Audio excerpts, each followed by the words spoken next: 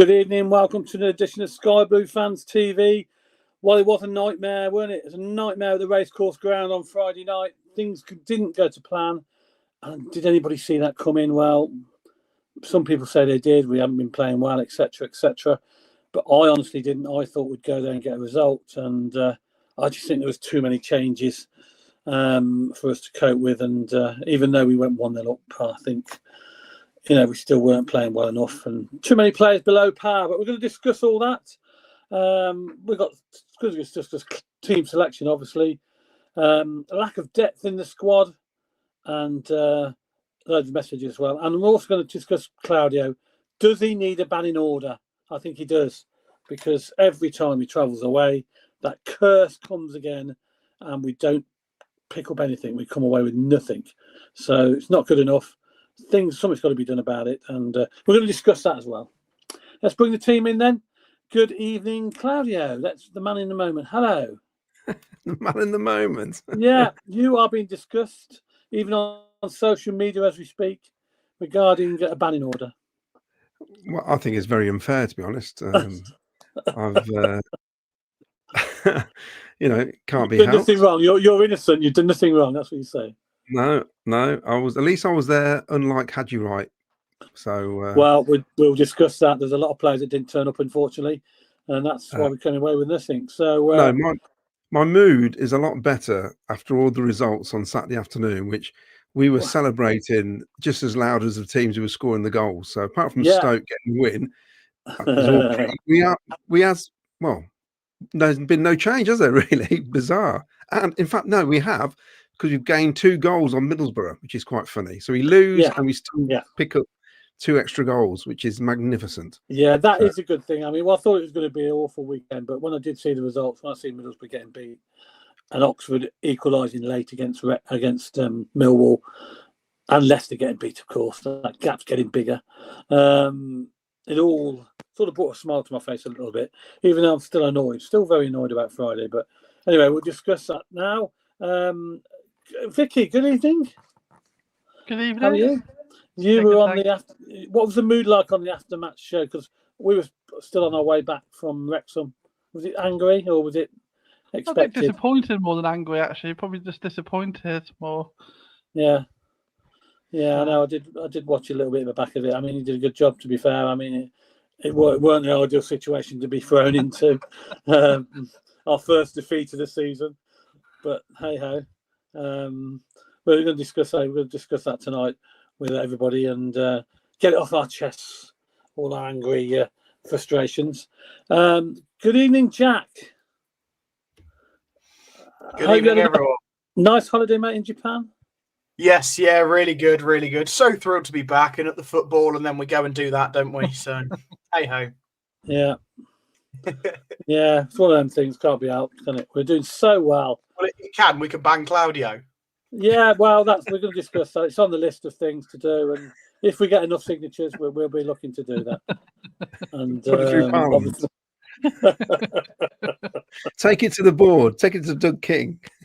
Doug will not be happy. Doug wasn't a happy man on Friday, was he? So, there was a few. I mean, nor was Frank Lampard. But did you see his interview? And his face didn't look very, very happy at all. He was very angry. I don't think he said everything he probably wanted to say to Rob Gurney in the interview. I thought he looked a bit teary.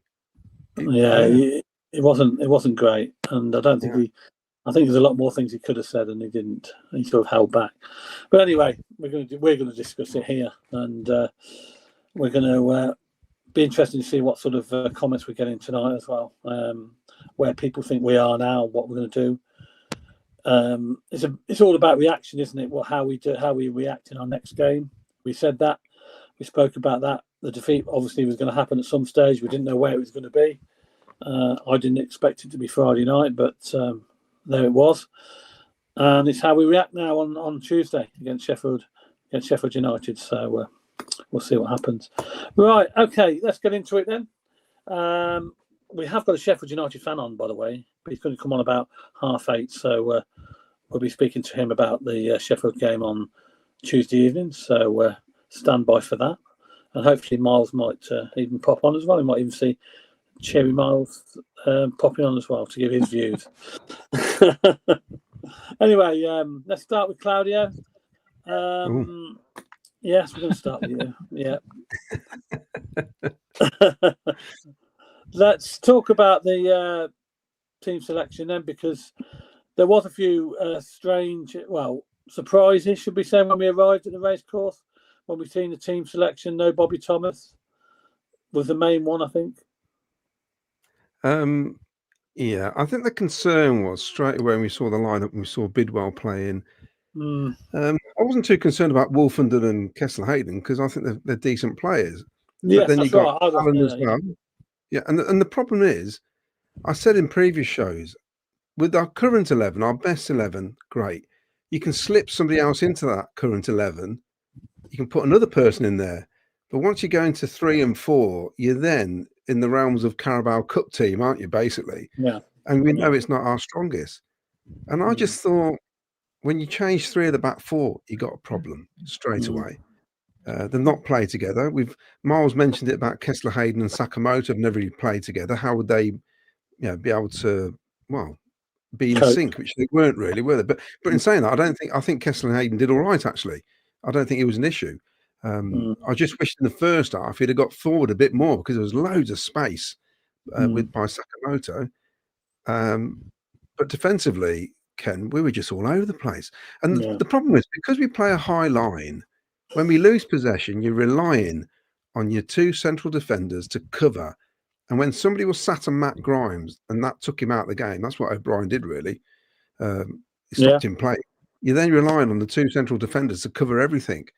And we were just so exposed down the flanks, absolutely exposed, especially in the second half.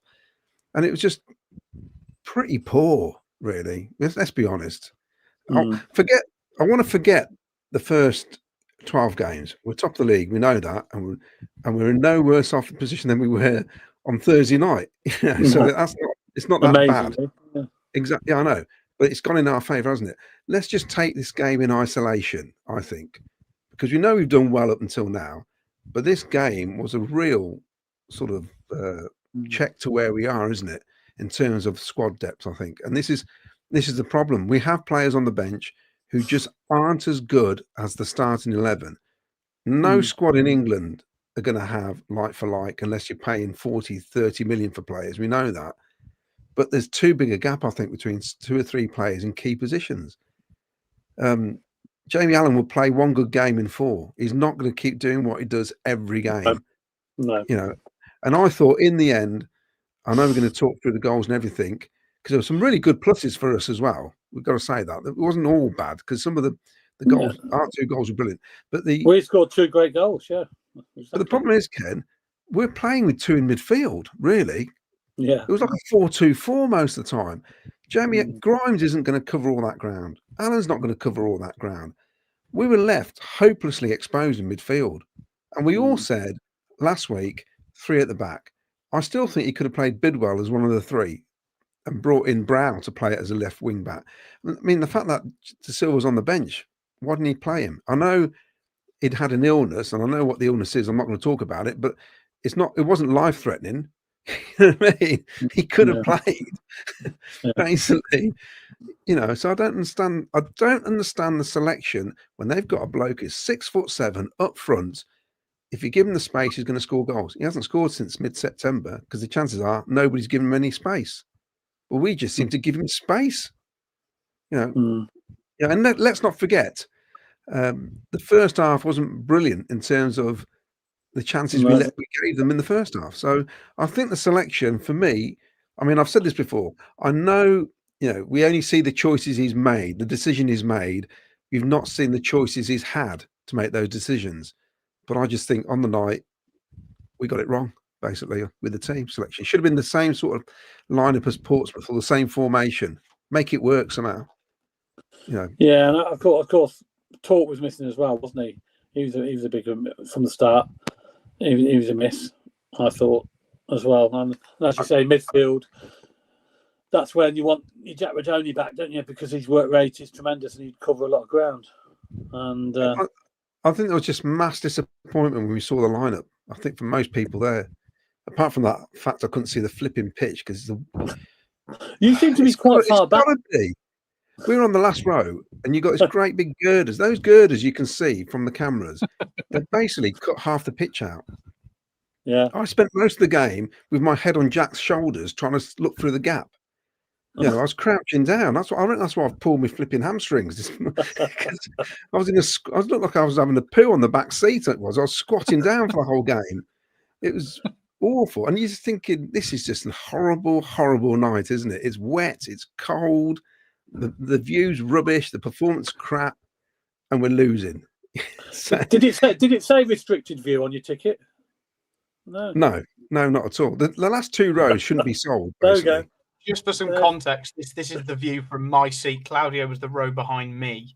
So, yeah, we were squatting for 80% of the match when the ball went into the far half. Yeah, well, I was a bit further down than you. I was sort of halfway, so I wasn't too bad. I didn't realise you were that far back. That girder was right across both goals for me. So it's rubbish. Yeah. So I was a bit annoyed. It wasn't a great way to start the evening, was it? When I saw the view, I thought, "Flip, this can't be my seat, can it?" I'm surprised they're allowed to sell seats like that without putting on their restricted view. But what was interesting, Dave Boddy was in amongst it. He was with us. I did.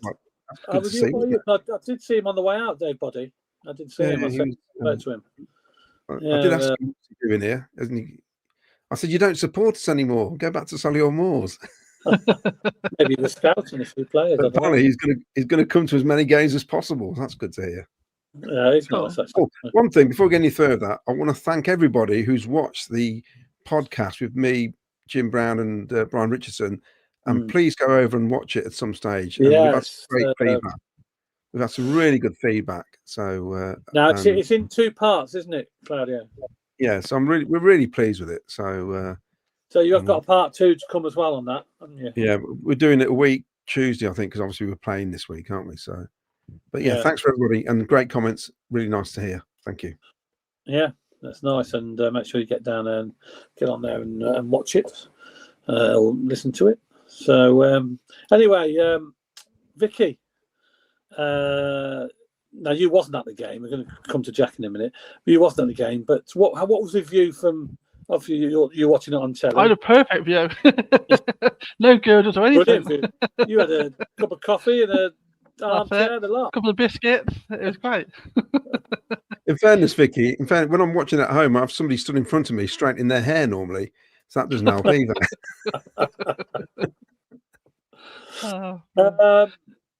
What did you think of our first half? I mean, obviously, selection, as Claudia said, there was a few changes, wasn't there? And it didn't go down well, really.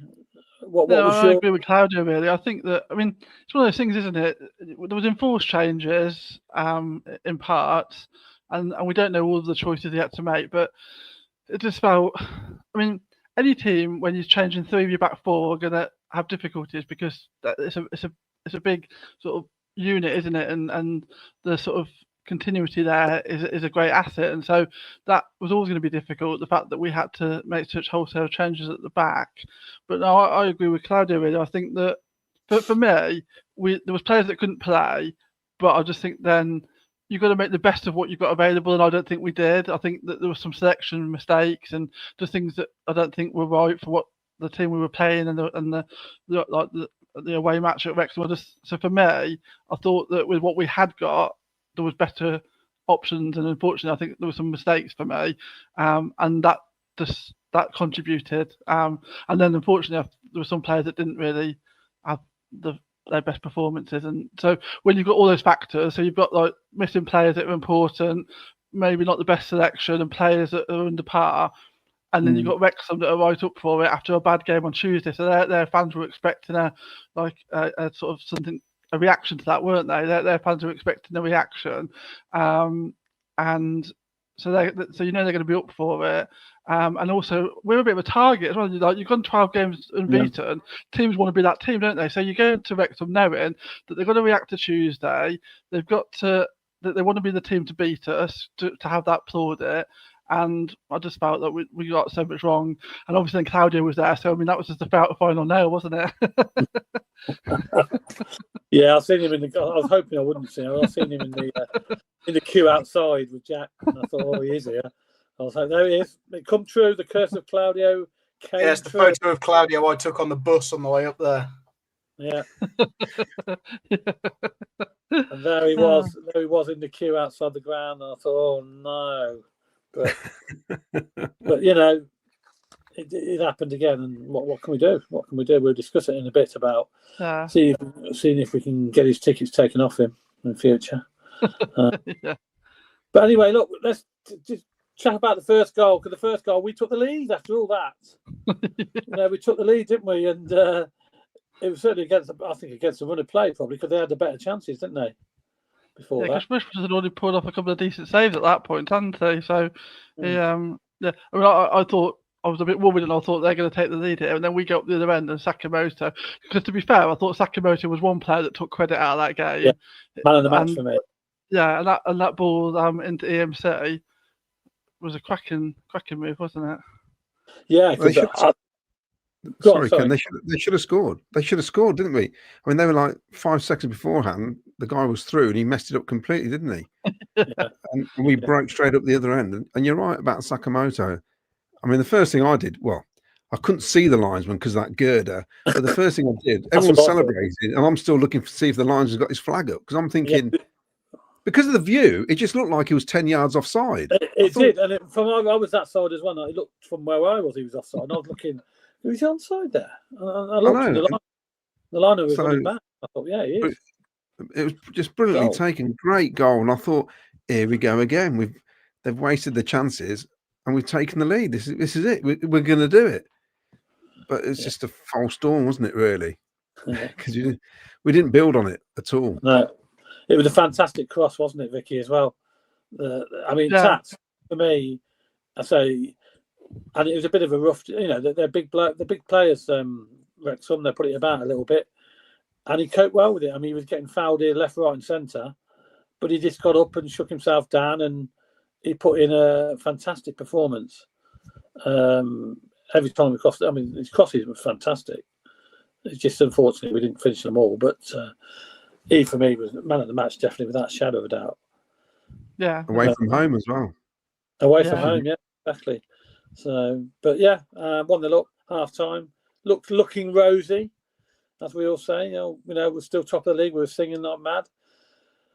But then we came crashing back down to earth, Jack, didn't we, in the second half? Yeah, it was the wake-up call we've been having and ignoring. We've had halves of football that have been extremely subpar compared to our own standards. Oxford away was the first one. I know I wasn't in the country, but Blackburn at home, the first half, we sort of flattered to deceive, and then we ended up getting the win. Again, Watford, we could have been a couple of goals down. We ended up being 3-0 up at half time, and the second half, again, we just took our foot off the gas against 10 men, and we paid the price in conceding a goal and losing that clean sheet. And this is exactly what's happened again. It's we've underperformed, got in at half time leading the game.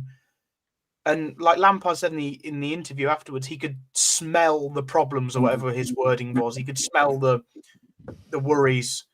Well, why didn't he do anything about it then? If he could sense that something was going to go wrong, and then it went wrong, does that not say that he's had a poor performance from a manager's point of view? Forget the team he's picked at the beginning of the game. If he could sense that something was going wrong, change it. Then go to a back five, then take one of the two strikers off that are doing nothing and solidify that midfield. And it took an equaliser, or was it a minute before the equaliser? I can't remember the subs. Yeah. A minute before, wasn't it? That first goal was 60. No, it wasn't. It was after. It was after the first goal. So it took an equaliser for him to change anything. And then as soon as he made two subs, they went ahead. So if this was Robbins this time last year, or just over a year ago, we'd have been going, the subs are too late. You waited too long to change it, and we'd be crying. So forget the team that he picked. He clearly picked the best team he thought could do a job. We've all got our own opinions of Bidwell. Mine is that he's coming to the end of his Coventry career. I was going to comment about Bidwell. Is that where you put the blame for that first goal on Bidwell? You can't put the blame solely on Bidwell, but was was Bidwell torn a new one? Yes, he absolutely was. You know, the reason we lost that game was not Jake Bidwell. The reason we lost that game was because 3 out of the four defenders were changed. They've got lack of familiarity. Bidwell's a bit out of his depth. But, you know, Luke Wookmondon didn't cover himself in glory. No. Jamie Allen had a poor performance. Like you say, Grimes has marked out the game. And then you've got 4 players that are so attack-minded that we've essentially got a back 6 and a front 4 in that game. And of those back 6, 4 or 5 of them were either marked out the game or underperformed drastically. So maybe this is the problem. Maybe the squad depth is what's to be questioned. We said it at the beginning of the season. We've had 12 games that have soared us to the top of the league, maybe papering over the cracks a little bit with some of these games. And we finally found that when things can go wrong, they will, and they do. And part of me says, I'm so happy that we didn't lose to a promotion rival, that we didn't give 3 points to another team. I'm happy that it was mid-table Wrexham or lower half, whatever you want to call Wrexham, because they're not going to go up. They're not that good. They're clearly going to be good enough to stay in this division, but they're not going to be in the playoffs. I think we can all see that from what we've watched the other night. But then a part of me goes, well, how are we losing to Wrexham? Surely if we're going to be underperforming, we should be underperforming to a good team, not an average team. So there's the pros and cons you can take from that as well. But as we discovered, come Saturday evening, everything's forgiven, isn't it? Amazing how the moods change, don't they? But yeah. I agree with you there. I think we were overrun. There were too many players below power, and that's the manner of the goals annoyed me. The conceding, because they came from that side again. He seemed to be nowhere, Bidwell. And then when the ball, you've got to stop your crosses coming in to start with. When you've got someone like Kiefer Moore in the box, you do not want the cross to come in. If it does come in, you've got to deal with it, haven't you? Ken, I stupidly rewatched the whole game late last night. God. The first goal, and I'm going to come to this now. The difference between the biggest difference between the two teams was Windass and Moore, Asante and Haji Wright. Their two strikers were the main difference in that game. Their two strikers worked extremely hard, got on the ball, did as much as they could to hold up the play when they needed to. Asante did what he did last season. He just kept falling over, kept over kicking it, not holding on to it properly. Haji Wright, he hasn't had a shot on target in 3 matches now, which is appalling. I don't care that he scored 8 goals. The last 3 games have been absolutely rubbish, basically. Let's call it out for what it is. We need more from him. He can't sit on those 8 goals in 6 games, wherever it was. Jack, I can't remember how many it was now. But you can't sit on that and for the next 10 games. So it looks like he scored 1 in 2 or something. We need more out of him. If he's not scoring, that's not great, but at least show some effort. Really, the amount of times he was bullied off the ball when he's actually got the ball. There's one time in the first half, he was on the edge of their box and Ben Sheaf took it out from between his legs. It was embarrassing and left him. He didn't know where the ball was. I thought, come on, if you're a centre forward as big as he is, you've got to protect that ball. We didn't do that. The first goal that they scored, yes, Bidwell was caught in no man's land, but why was he? Asante's took the ball. He should have passed it, didn't pass it, got tackled, fell over. They knocked the ball straight down where Bidwell was. He's exposed. He's not. We know Jake Bidwell's not very good at closing down a man. He seems to backpedal all the way into the box, basically. And we kept saying, put the challenge in, put the block in, stop the cross, which is something we had started to do, stopping crosses. And the ball comes in, and it's chaos, isn't it? And somehow, Kiefer Moore's invisible at 6'7". He's got the old Harry Potter invisibility cloak on or something, and he puts it in with his wrong foot. Basically, he's gone in with, which I think threw Rushworth, because if he'd let it go across his body, the chances are the way Rushworth is, he probably would have got a hand to it, but he's hit it with his right foot, hasn't he? He's gone the wrong way. But I just thought, if you're the 2 strikers, you've got to battle hard for our team. As far as I'm concerned, when Sims came on, he knocked their players over 2 or 3 times. He actually looked like a presence up there for 20 minutes. He did. I mean, he did do one header where he cleared it instead of got it on target, but that's beside the point. But he actually put in a bit of effort. And it's embarrassing when you got Sakamoto, he's 4'11", out jumping their defenders, and getting bullied, getting kicked, getting thrown on the floor that many times and getting up and going again to see somebody who's 6'5" just ambling around. I bet if Sakamoto could speak good English, he'd have been absolute effing and jeffing at him, because I would have been. We need more. I don't care that we're top of the league. We got to top of the league because of effort. We're not going to stay in the top 2 without effort, and you need it starting at the top. And I don't think they showed enough of it on Friday night. They gave in. They got bullied too easily. And Lampard said it in the interview. If you drop your standards, we were an extraordinary team at the start of the season. Now we were a normal team, weren't we? The other night, nothing special. It was a typical away performance from Haji Wright. We saw it loads last season. Yeah, where he disappeared. I mean, he'll probably start on Tuesday, and he'll probably score 2 goals. You know, he's done that before, hasn't he? He's had a nightmare. He has. Remember Derby last year when he had a nightmare, and he started the next game and scored a hat-trick, didn't he? Well, that game that's a great point, Ken, because that game was Derby all over again for Haji Wright. I thought exactly that. You know, and it's not just me. Everybody around us was going, "What's he doing? What's up with him? Why is he not?" And it's weird because he must know it's broadcast to America. You know, there'd be loads of Yanks watching it, surely, thinking, "Oh, that's our striker up front." I don't think they'd been impressed, mind you. Josh Sargent, they wouldn't have noticed him. They wouldn't have noticed him because he didn't do anything. Yeah, I was just saying, Josh Sargent missed one from underneath the crossbar on Saturday for Norwich.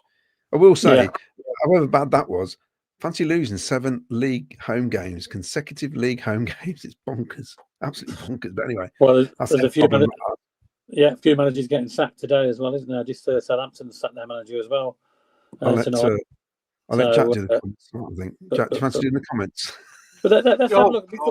We've got a couple more goals to discuss, but let's have a look at the comments first, and then we'll come back to the rest of the game. Oh, geez. All right. I wasn't prepped for this, but okay. Rich T says, injuries and suspensions caught up with us as we knew it would. Bit disappointed with those that came in, clearly not used to playing with each other.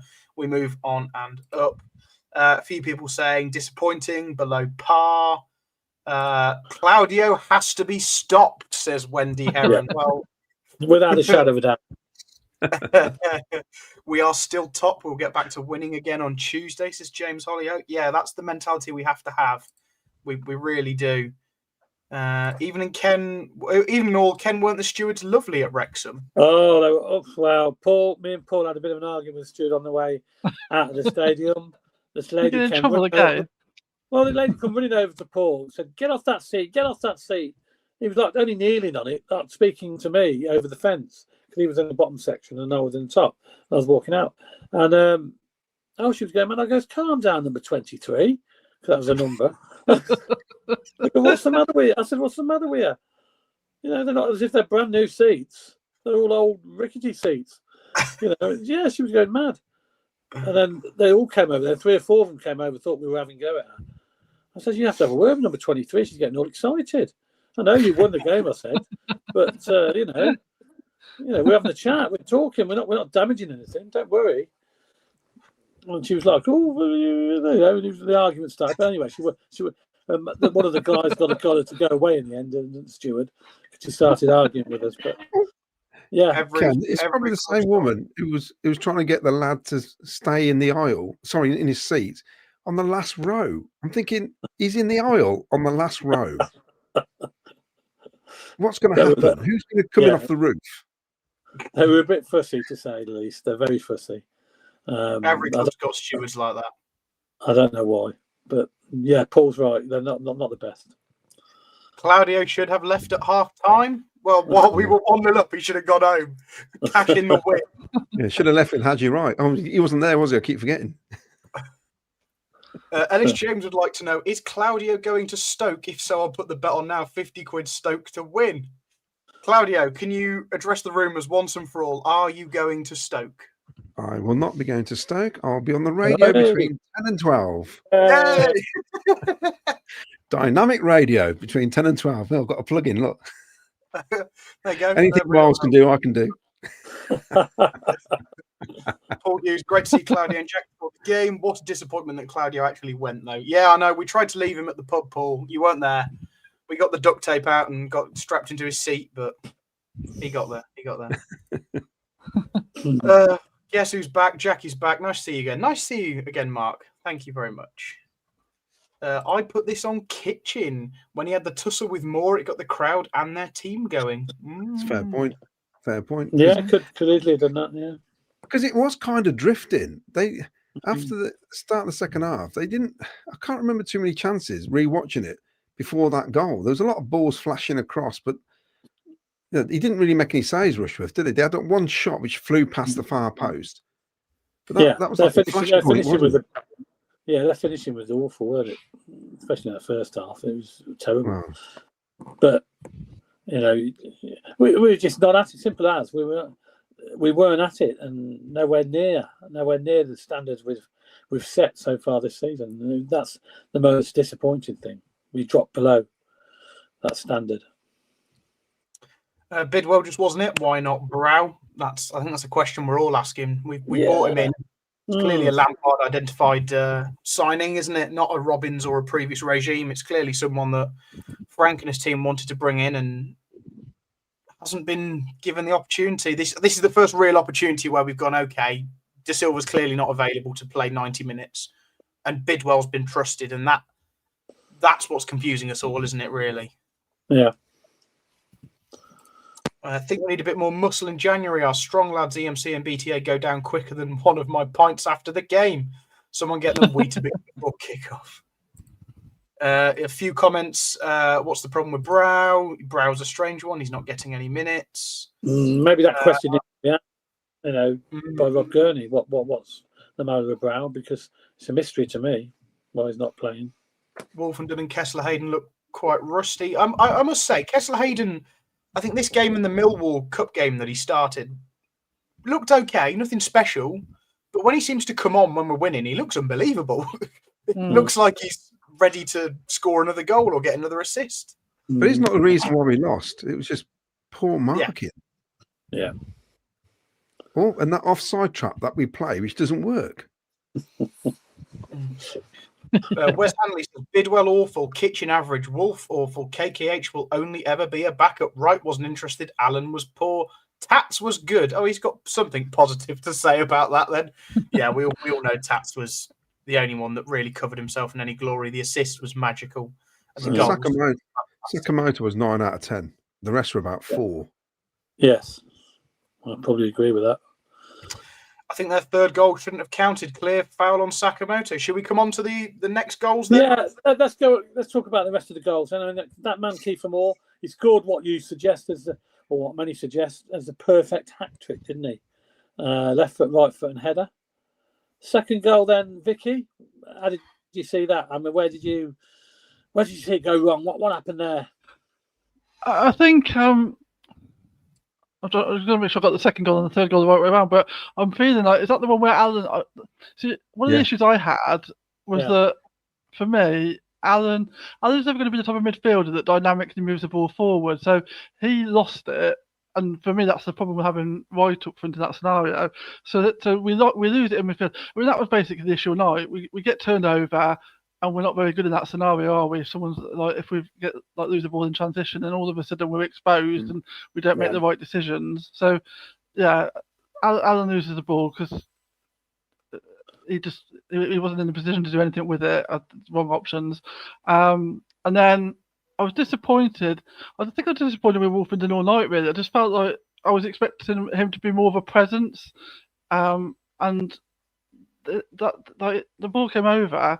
And he's just left more free, hasn't he? And then he looked like he was moaning at somebody else, and I thought, well, really, that was you. Like, that's why I don't like that either. Yeah. So just holding the players just off their game, allowing Wrexham the freedom of the pitch, really, isn't it? It's just frustrating. Yeah, you can't leave a man of his experience free like that.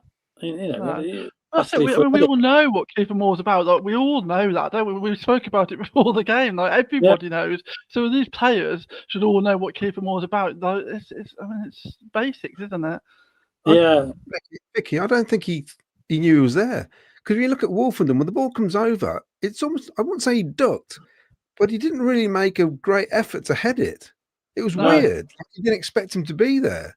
And fair play to Moore. It's the only place he could have headed it. He just headed it straight, didn't he? And I think it caught our keeper as well, caught him out. But that was poor. You're right about Jamie Allen, because he went to clear it and he kicked it 15 feet, didn't he? Or so it was so poor that was. And the ball just got slung straight in, Yeah. Really poor. It was poor. And so Wolford, he'll look back at that. I'm sure they all look back at the game the following day or when they get back to training, and they'll be going through where they went wrong. And I don't think he did himself any favours, Wolfenden, coming in, and he didn't have the best of games, to be fair. Okay, the next goal, Jack. A foul on Sakamoto down by the touchline, weren't it? It looked from where we were. I mean, we were quite far away. Yeah, I'll be honest. In the moment, I was very 50-50 about it. I thought it's one of them that looked like a foul from where we were, but I was fairly convinced. I thought the lino's 5-10 yards away. The ref wasn't horrendously far away. I thought the fact that neither of them have seen a foul means it absolutely can't be a foul. So in my head, I kind of put that to bed and went, Sakamoto's had a fantastic game. He's gone down a bit easy. Maybe we can forgive him for that. Then you watch the replay and notice that his shirt is over there. Oh, yeah. How has that been missed by both of those officials? I thought the officials had a great game, to be fair. There's not one thing I can think about other than this one in the game where I think that's a wrong decision, or always, the ref's made the game about himself. It's the only thing that I can think. I think he's made a mistake there. Because again, like I say, the lino's only 10 yards away. How that was missed, I have absolutely no idea. It still doesn't excuse the fact that our defending was god awful. I've just been kind of watching it back on my second monitor. Wolfenden is stood still for the pass from Wrexham when Kiefer runs in behind, and even before that, the whole defence, like they're expecting Sakamoto to run forward with the ball. And everyone stood still and gone, oh, Wrexham have got the ball. Oh, Kiefer Moore's running behind. Oh, goal. Yeah. Wake up. If that was the 94th minute and we were 6-0 up, you'd go, okay, you've had a bit of a mare, lads. Never mind. Come on, we're 2-1 down. We're chasing the game here. You can't afford to go 3-1 down. You keep it 2-1. Sakamoto scores, it's 2-2. We've salvaged a point. Great. We're still unbeaten. But to do that, 5 minutes after the second goal we've conceded is just awful defending from the whole team. It really is. I mean, it was a good finish, wasn't it? But at the end of the day, credit to Wrexham. The reverse pass from Windass was brilliant, and for Kiefer to run in and bury it in the bottom corner, fair play to them both. It was very well worked, but it doesn't excuse the fact that half of our team was stood still watching it happen. No. Yeah. I think the sad thing for Sakamoto there was all night he was doing that because all night he didn't have many options in front of him. It's almost like he had to take the whole team on to get up the pitch because nobody was near him all night. We were awful in transition where we're not normally, are we? We're normally flooding people forward. There was nobody with him, and it's almost like he had to take on their defenders all the time.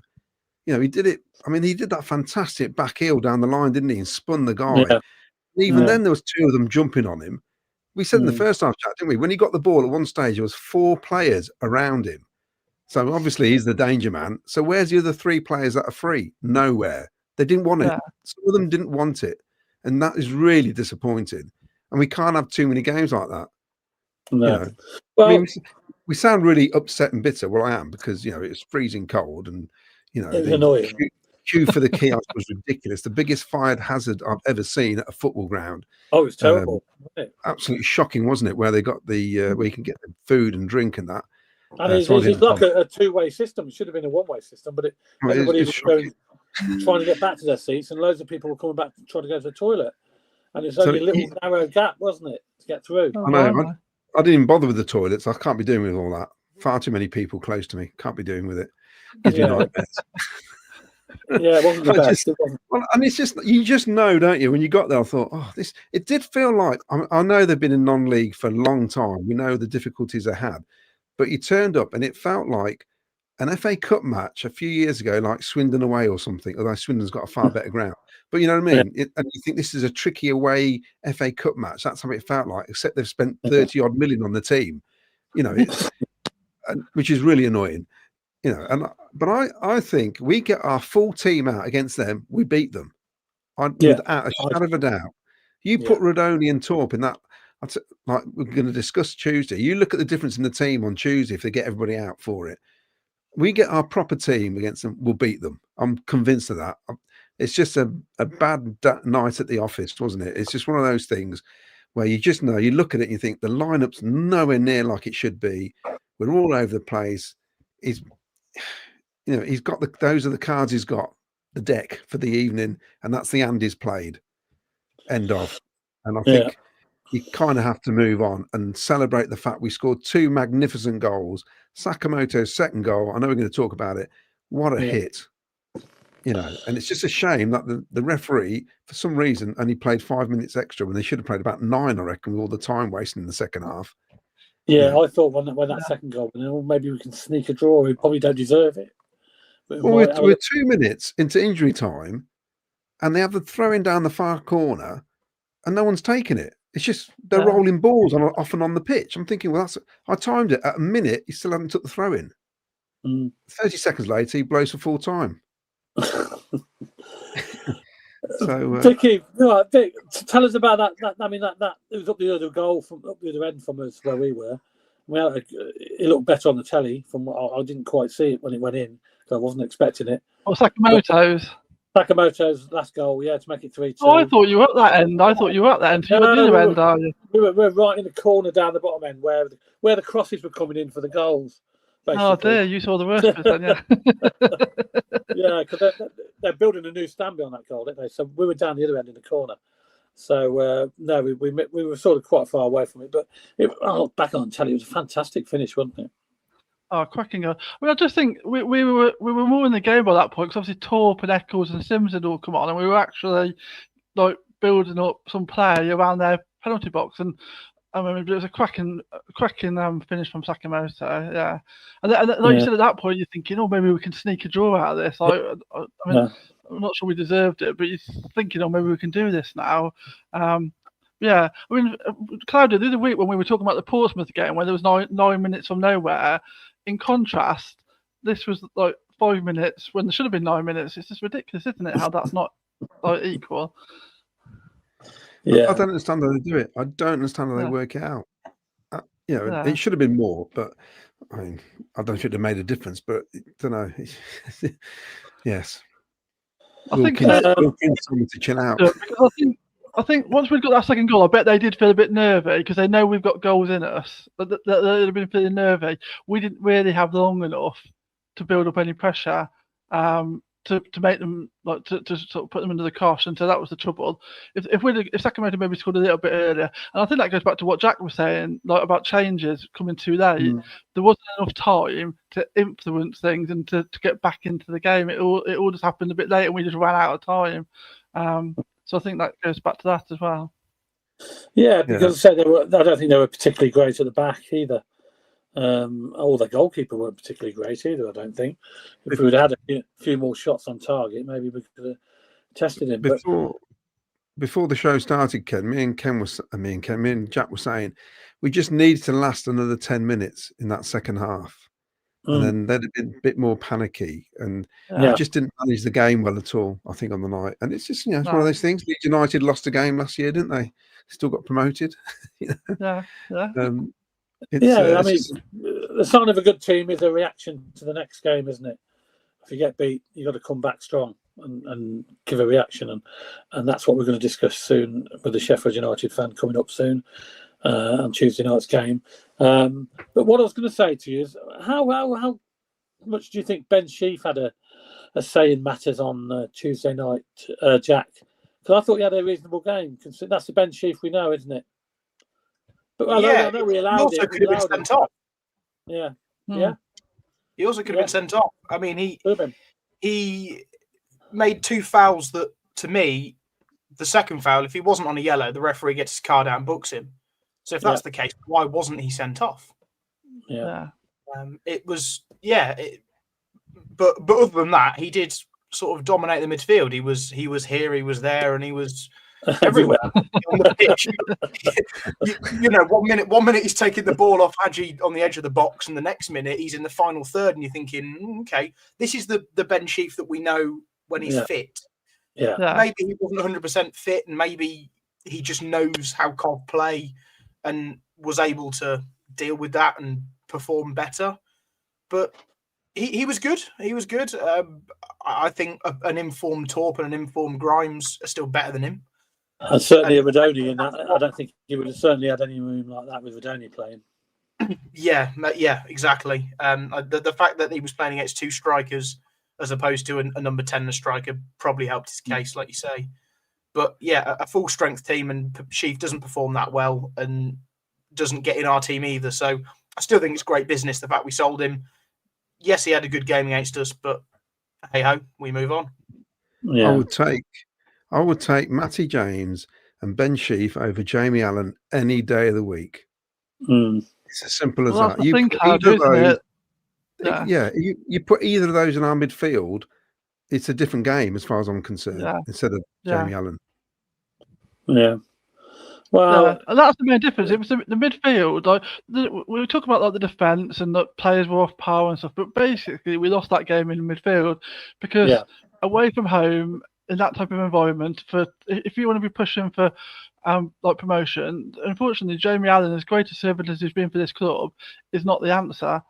And that's what you saw. You got like Matty James and Ben Sheaf versus Jamie Allen, and there was only one winner. And unfortunately, that's not us, is it? No, and they've done their homework, haven't they? They knew the way we play.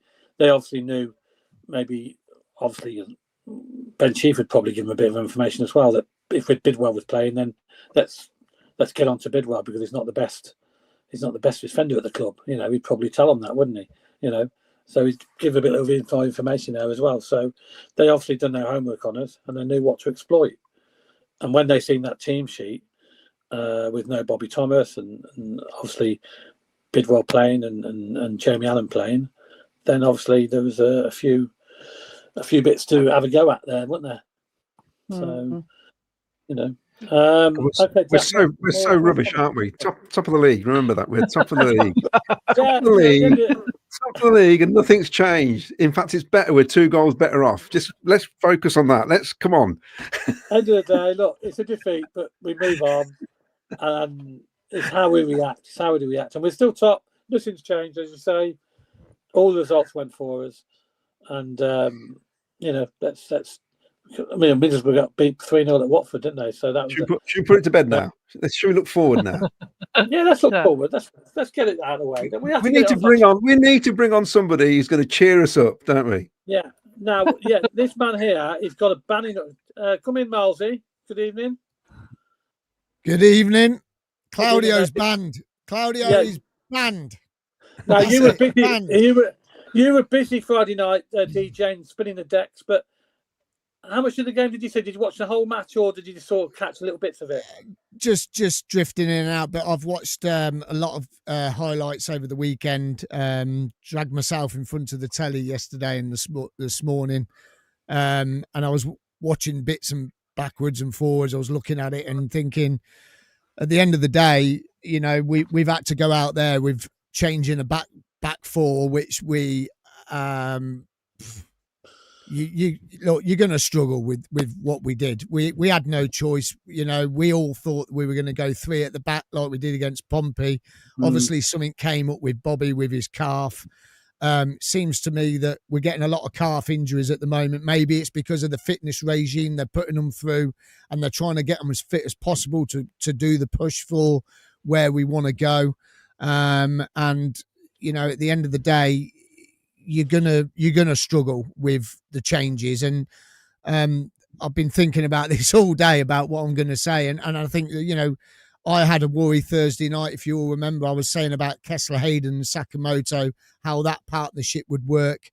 I don't think it worked very well. I thought you could tell they hadn't played together. Sakamoto, again, I mean, from what I've seen, he looked class. He's class, and he's had in 2 games he's had 2 assists and he's scored 2 goals. I mean, what more do you want from that little Japanese wonder man. You know what I mean? I mean, absolutely superb. And you know, it's you're bringing in Jamie out. It was like Millwall in the cup game, wasn't it? It was a bit like, you know, this is our second string. And I've just been listening to you guys, and you think, yeah, okay, if Bobby was in there, if I know De Silva's been a different player this season, you know how much I like Bidwell, but he looked way off it for me, Bidders, unfortunately. He went back to his old self, slouching down when he's trying to defend and all that sort of thing, and it just didn't seem right. You know, it just didn't look right. Wolfenden, I think, looks better in a back three than he does a back four, and you know my feelings on Jamie Allen. He can play one game, you can't play him twice. It's you know, you're really, really struggling, and I know why he started Jamie Allen, because when Eccles came on last weekend against Watford, he didn't look fit at all. He looked way off the pace, so you can't really start him. And from what else I've seen, Wrexham were good for money. They were bossing us. I thought they bossed us off the ball. I thought they threw their bodies in on us, and that's what we've been doing all season, and we've been getting results because we've been bossing teams. And I think Wrexham did that to us Friday night by what I've seen of the game. I thought they threw their bodies in there, they threw everything in there, and they were just stronger on us. And they were first. They were trying to win every ball. We just never turned up, and maybe it was because we made so many changes. And fair play to Wrexham, they've done a great job. They've done a job on us. Yes, okay, it's Kiefer Moore scored hat-trick. He scored 7 goals in 5 games against us. I can't be doing with that. I mean, that's just it's not acceptable, I'm afraid. But you know, it's one of them, and it's like we've been saying week in, week out. We're top of the table. We were unbeaten. Guess what? We're unbeaten at home. So let's keep that run going now. That's all you got to do is keep the home run going. And you know, at the end of the day, we've got a game coming up this weekend.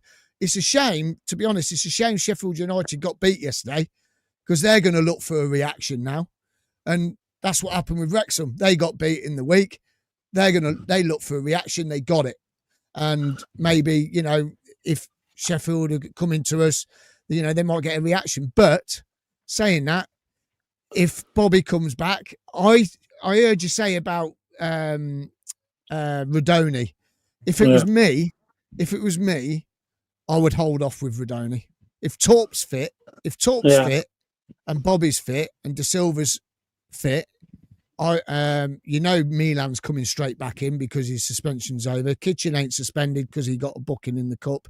But if it was me, I would hold off for another 2 games with Rodoni. I would wait another 2 weeks. I wouldn't risk it. I wouldn't risk it. Definitely not. Because I don't think we will. Yeah. Look, we've been on this run without him anyway. So there's nothing to say that we can't go on another run again. And we're unbeaten at home, and it's done now. That game's done. It's done. And if Claudio didn't like it, well, don't go to any more games. Sod off. Yeah, we don't like queuing up, get to the toilet. We don't like queuing up to get refreshments or anything like that. He don't bother going anymore. Stop bloody moaning. At least you went. I couldn't go. But there you are. Look, the curse flipping that thing there. Look at him. Look at it. Look at that. We're trying to get a petition signed, enough signatures to stop him travelling again this season. I've already done a million signatures on it. But no, listen, look, we're unbeaten at home. We're top of the table. Results went our way yesterday. I mean, when I seen Leicester's result, I thought, oh my word, here we go. And then you look at Millwall, they went 2-1 up, and I thought, oh, you bugger. And then Oxford scored one in the last minute. Brilliant. And, you know, the only result that went against us really was Stoke winning 5-0. But hopefully they've scored all their goals now, and they'll go back to win, you know, to score, not scoring many against us next weekend. But we've just got to move on, and we're unbeaten at home, and we're still top of the table. And look, who would have thought we'd be top of the table? I've just said this with Chad on his channel. Chad's going to join us in a minute. And I've said it on the Wrexham podcast last week. We are so lucky to be Coventry City at the moment and be top of the table. We can't believe it. It's come on, we can't believe it, and we're still top of the table. It's ridiculous, absolutely ridiculous. And we can't moan too much. To be fair, we've had to lose one game. It's not the end of the world, you know. And look, It had to be them. It had to be them, didn't it? It just had to be them. You knew it was going to be them. You knew it. And look, it's out the way. It's done. It's done, right? And that's it now. We're unbeaten at home. Let's keep that going. And let's get to January. Now we've got to get to January. We've got to get to January now with what we've got. And if we're still up there come January, I'm telling you now, I know this is going to be a big January window. I know it. Yeah, I think Doug will back it. Yeah, Doug will back him. 100%. Yeah, of course also, I'll just go turn me now to what. Let's put this into perspective. This is the best start ever from a start of the season in our lifetime. Yeah. Let's think about that. Even Jim Brown's lifetime, and he's been supporting 10 years longer than me. So we're talking, it's the best start ever since 1936, whatever it is. Yeah. So let's put it into perspective. It's a cracking start. We're just a little disappointed because we just wanted to keep it going. I'd have been happy with a draw. We all know that. It's just a bit frustrating. Yeah, but still though, Claudio, you ain't going to anymore. So shut up. Put it down as a bad day at the office, or bad day in on the racecourse, should we say? Everyone on Thursday night had their chance to sort it out and stop him from going, but no one in the chat did it. So, Jack, did you make any attempt to stop him travelling? I told you, we got the gaffer tape out of the pub. He was strapped to a chair, but someone let him out. I don't know who it was. Do you know what? Do you know something? It's like I said on Wrexham's pod. And I just said to Chad, and just what Claudio said. We've got to think ourselves so lucky we're top of the table. I mean, come on. Yeah. You know, we've been in this league 4 years. We've been in this league 4 years, no parachute payments, and we're top of the table. Come on. Brilliant. It's brilliant. It's brilliant. You know what I mean? It's brilliant. We ain't got 33 million to spend like Wrexham and Birmingham. You know, we ain't got that sort of money. Doug King's come in. He's bought us the ground. Boom. All right, he's bought us the ground. Boom. All right, he's bought us some players. Brilliant. Because he sold Victor and Hamer and all that, right? But we're top of the table. We're Coventry City and we're top of the table. What? There's nothing to moan about, is there? Yeah, okay, we lost. Okay, we lost. Yeah. But we're still unbeaten in England. That's true. We're still the only unbeaten team in England, didn't we? So, you know what I mean? Right, anyway, look, we've got loads of comments, Jack. Before we get Chad in, a few more comments. To be honest, mate, there's about 400,000. I wouldn't know where to start. Right, okay. I've started a few for you. See, that's the sort of attitude Haji Wright had on Friday, Jack. I ain't even talking about him.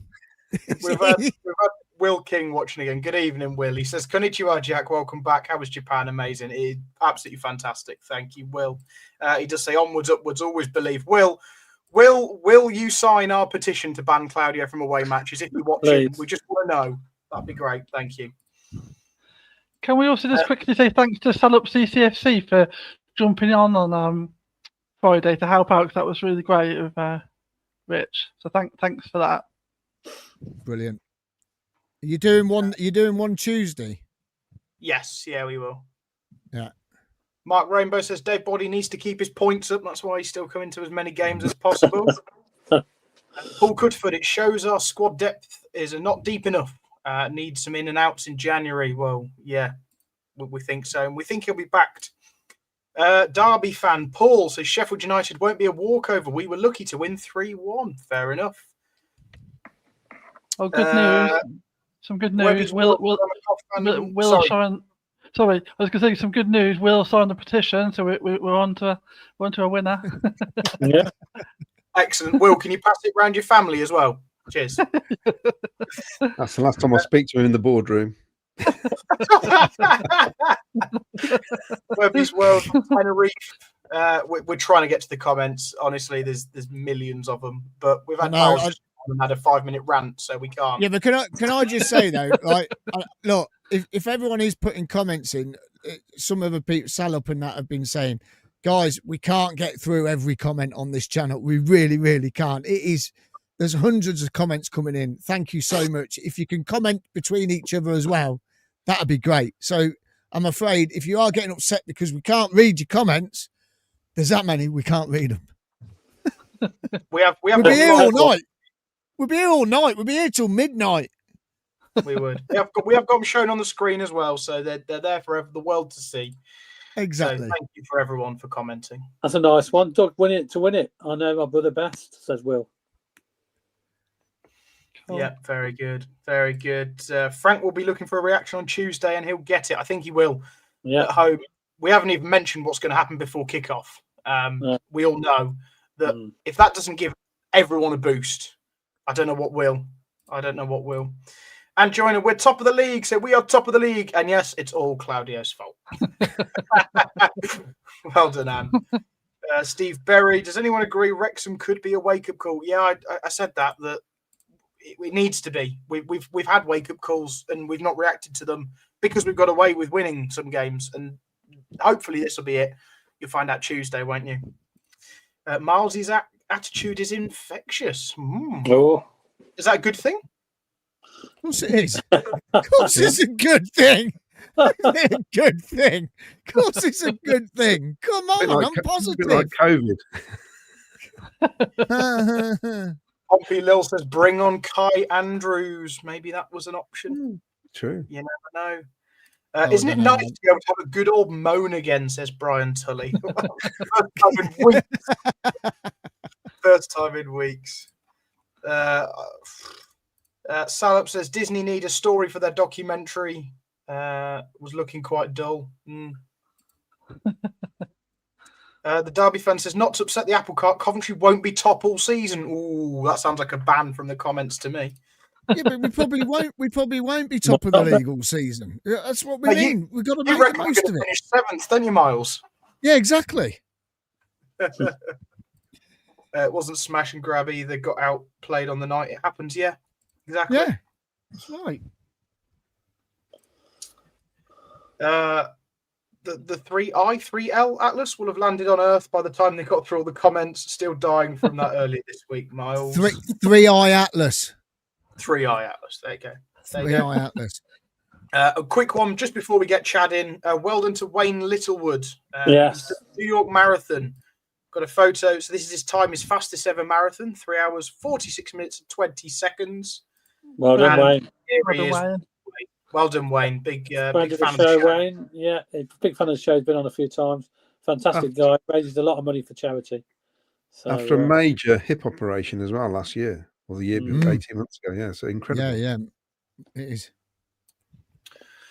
Right. I've not read all the comments, but I am caught up. Let's bring in Chad because he's been waiting in the background, listening to all our moaning. All our moaning about our first. See you, Vicky. See you later. Yeah. See you later. Chad's been listening to all our moaning about our first defeat of the season. If only you'd say is because you've had a few defeats of the season so far, haven't you? Oh, what are you talking about? We're top of the league. We haven't lost. We haven't conceded a goal. We scored 150 goals. It's all rosy on the red half of Sheffield over here. Tell us about. I wanted to ask you about Chris Wilder. You know, was it the right thing for him to come back? Do you think? Because a lot of fans were sort of saying yes, get him back, and others said, well, no, he shouldn't never come back a second time. I'm in the minority. I never wanted him back the second time when he came back when we were rock bottom of the Premier League. The only reason he came back is because no one wanted a relegation on their CV. So no manager was going to manage that side. So he took it. He did what he did last year. You have to commend him. Losing in the last kick of the playoff final. Yeah, it's like someone kicking you straight in the balls after 95 odd minutes. And then saying, go again next year. I agreed with the parting of ways of Chris Wilder. Ruben Sayas was the guy that the this is we're coming up to the 1 year. We're coming up to the 1 year mark of the ownership taking over Sheffield United. They took over right around Christmas last year, and this is like, okay, Wilder, you're part of the old regime. Cool, thanks. Understand we lost in the playoff final. Everything you did, 90 points, the whole, all the accolades, all that, great, thanks. We're going to go in a different direction. The ownership's going to make an appointment. Ruben Saez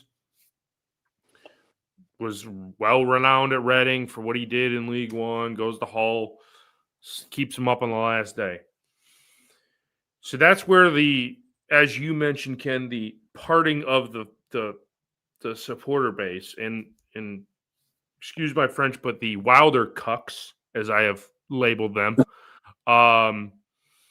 who think Sheffield United or Chris Wilder FC should only be managed by one player or one person for eternity.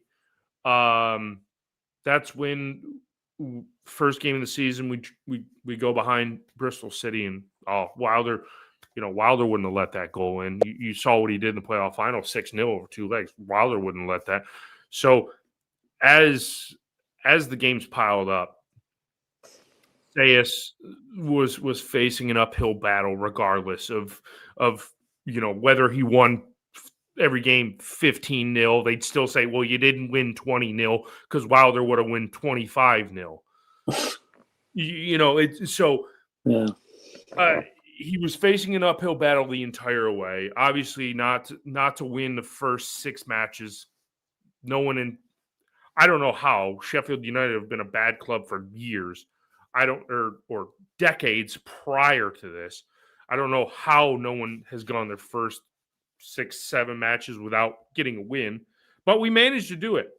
And he gets sacked, and then of course we bring back the quote unquote Messiah. The Chris Wilder FC now has Chris Wilder back in charge, and as you can see by the table, Tufty's only managed to get us 3 wins, and it hasn't been exactly the hardest of competition that he's won his games. So, yeah, as you can tell, I didn't want him to come back. If I didn't want him to come back the second time, I didn't want him to come back the third time, because all we're doing is just retreading him. Mm-hmm. And his tactics are so outdated. It's everyone's fault. It's the supporters' fault. It's the players' fault. It's the media's fault. It's the color of the sky being blue and the color of the grass being green. It's everybody's fault. I just named 5 things there, and I still didn't get to Chris Wilder's fault. I'm pretty sure he's the guy that manages them and watches them in training, and for him to come in and nothing change, I think we got bigger issues than worrying about Chris Wilder navigating us. And the whole thing is we could lose every game the rest of the season, be in League One, and the ownership really can't let him go, because what are they going to do? In 6 months, we'll just bring him back. So for his 4th spell. So that's basically how it's gone with I think next Saturday we're going to rename Bramall Lane to Chris Wilder Lane as well. And I think around Christmas time, I think we're going to put his face on the badge. And it's going to say Chris Wilder FC with Tufty's face in the middle of it. I think that checks all the boxes for Sheffield, or excuse me, I misspoke. Forgive me, Chris Wilder FC. Do you think also, I mean, obviously the players have changed a little bit, but you've still got some decent players. Obviously, you're missing Hamer, aren't you? He's a major player for you at the moment. Do you think that's a massive blow for you, obviously, at the minute? I think not. I think Hamer is the one that has been stirring the pot behind the scenes. And he's now, quote-unquote, injured. Sheffield United, or excuse me, I messed up again. Chris Wilder FC, they really are vague on player injuries. Once a player goes out, that's all you see from him. Like, you don't hear anything. So it's an alleged injury that he picked up a couple of weeks ago.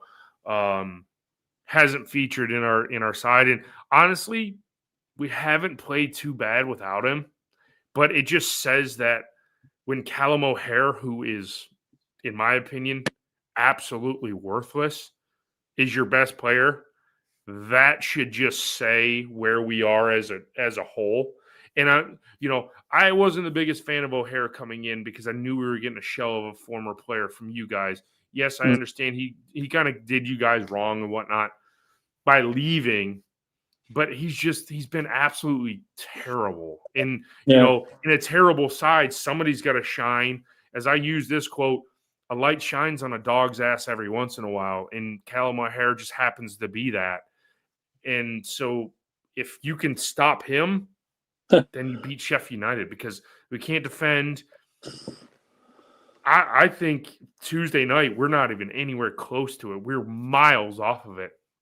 It just, when you don't have any attacking a threat and you can't defend, you're going to be down at the bottom. Yeah. Any more players that, apart from O'Hare, that you've been impressed with then?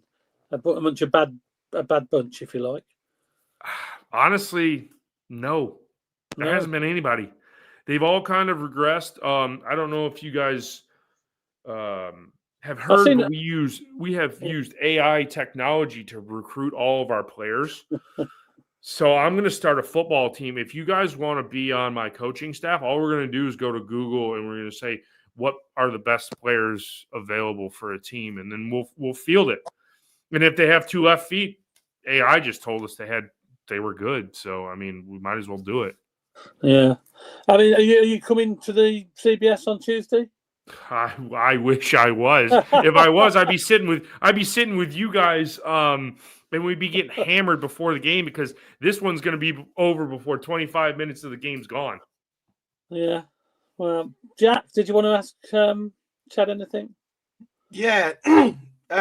Goal scoring is obviously a problem. I know you're saying conceding goals is a problem, but you don't win matches if you don't score goals. Callum O'Hare is your top goal scorer.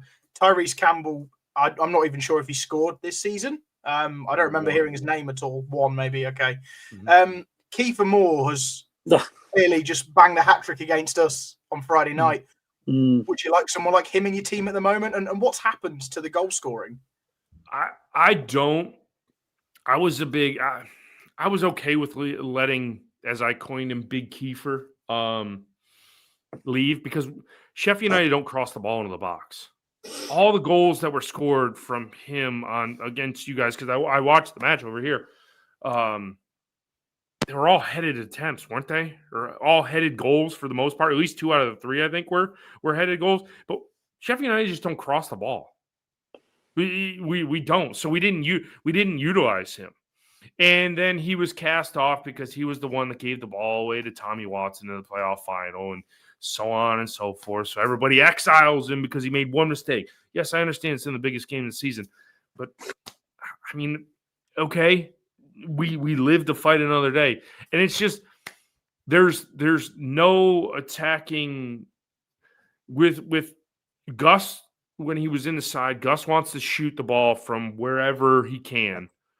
If he's in our box, he's going to try and score from our box into yours. So he tries to do it all. Ali Arblaster being down with a knee injury for over a year, and he won't be back till, I'd say, February at best. I wouldn't rush him back. I mean, if we're playing in League One, he's not going to be playing for our team next year anyway. We're going to sell him. You might as well not put miles on his body.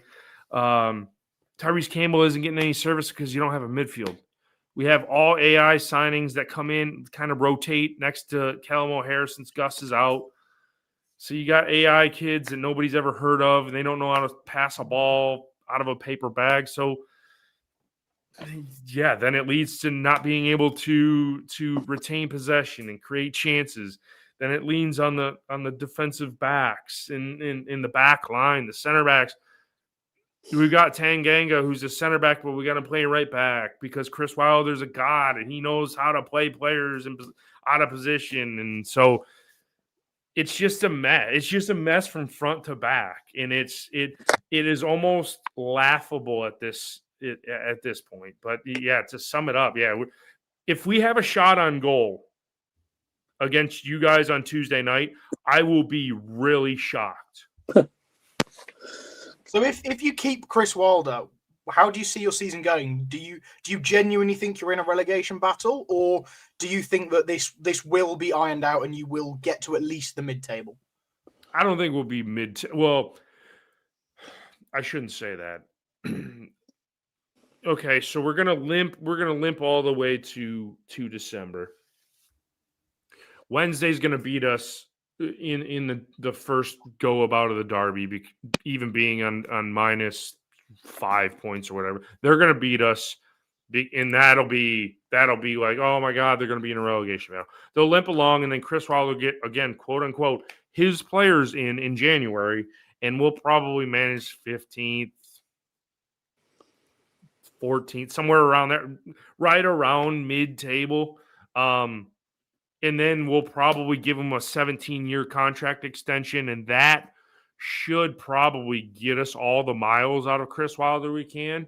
But I think at some point they're going to get their heads out of – they're going to remove their heads from their ass and get us out of the relegation zone and just kind of get us above water. That's all you got to do in this. And, Wednesday – is our rivals, they're kind of pigeonholed. They might get more points deductions. So that's already one of the relegation spots. You got to think there's a couple more teams that are going to be worse than us.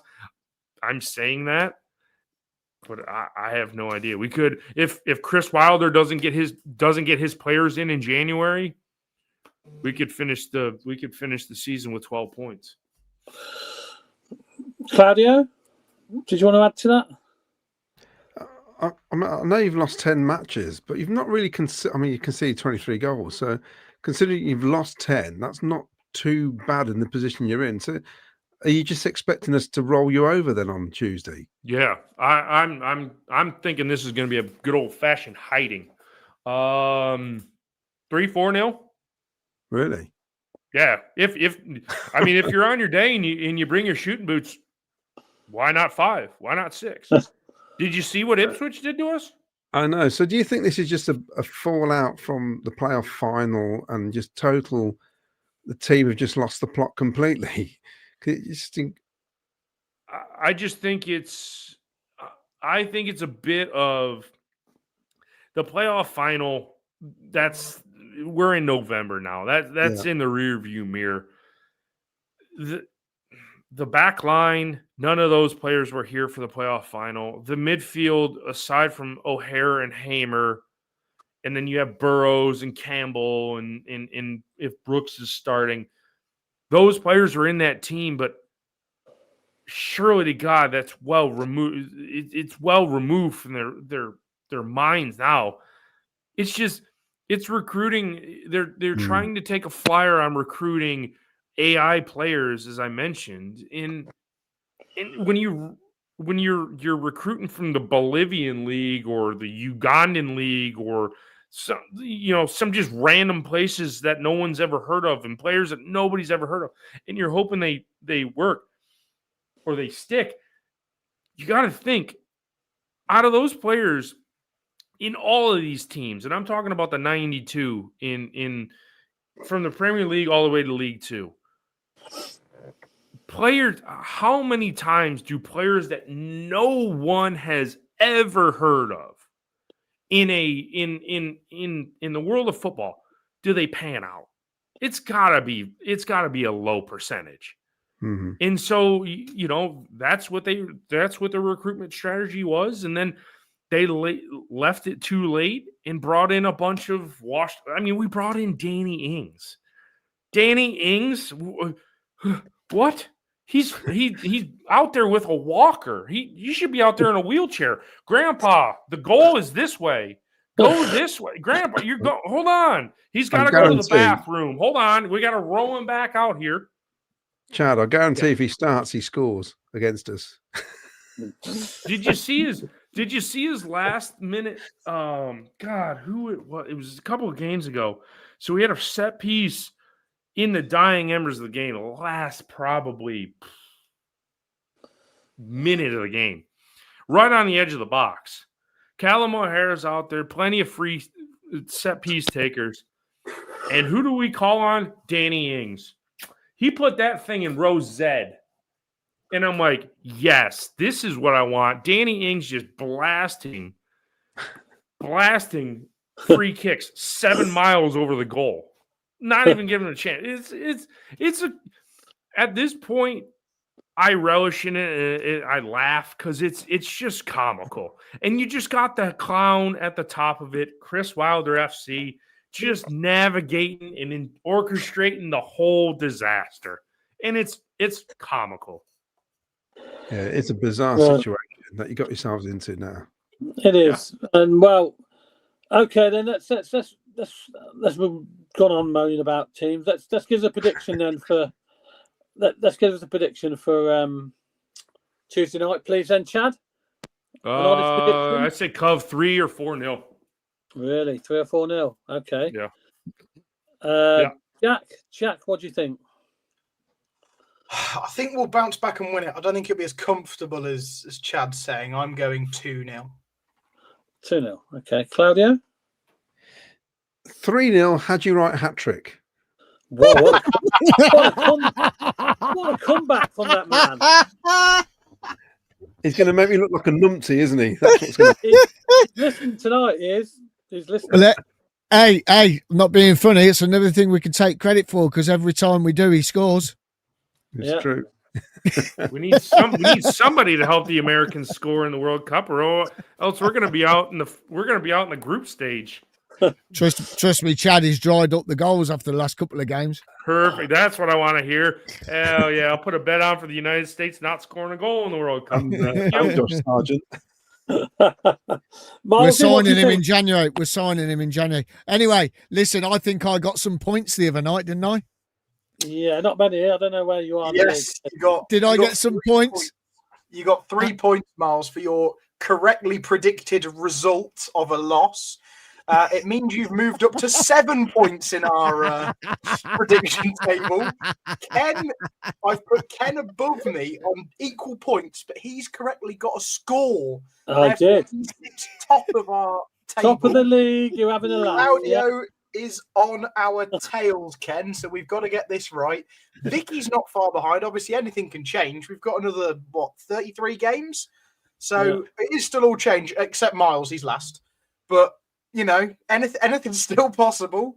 Well, I don't have to predict a defeat now, do I? Because we've lost. So, I'm going for this Tuesday, a 3-1 win to the Sky Blues this week. Ooh. Oh, okay. I think Callum O'Hare's going to score. Again? Oh. Yeah.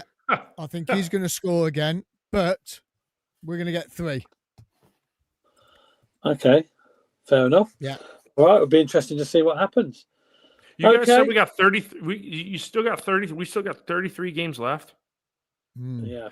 Yeah, that's gonna be fun. Yeah. 33 losses.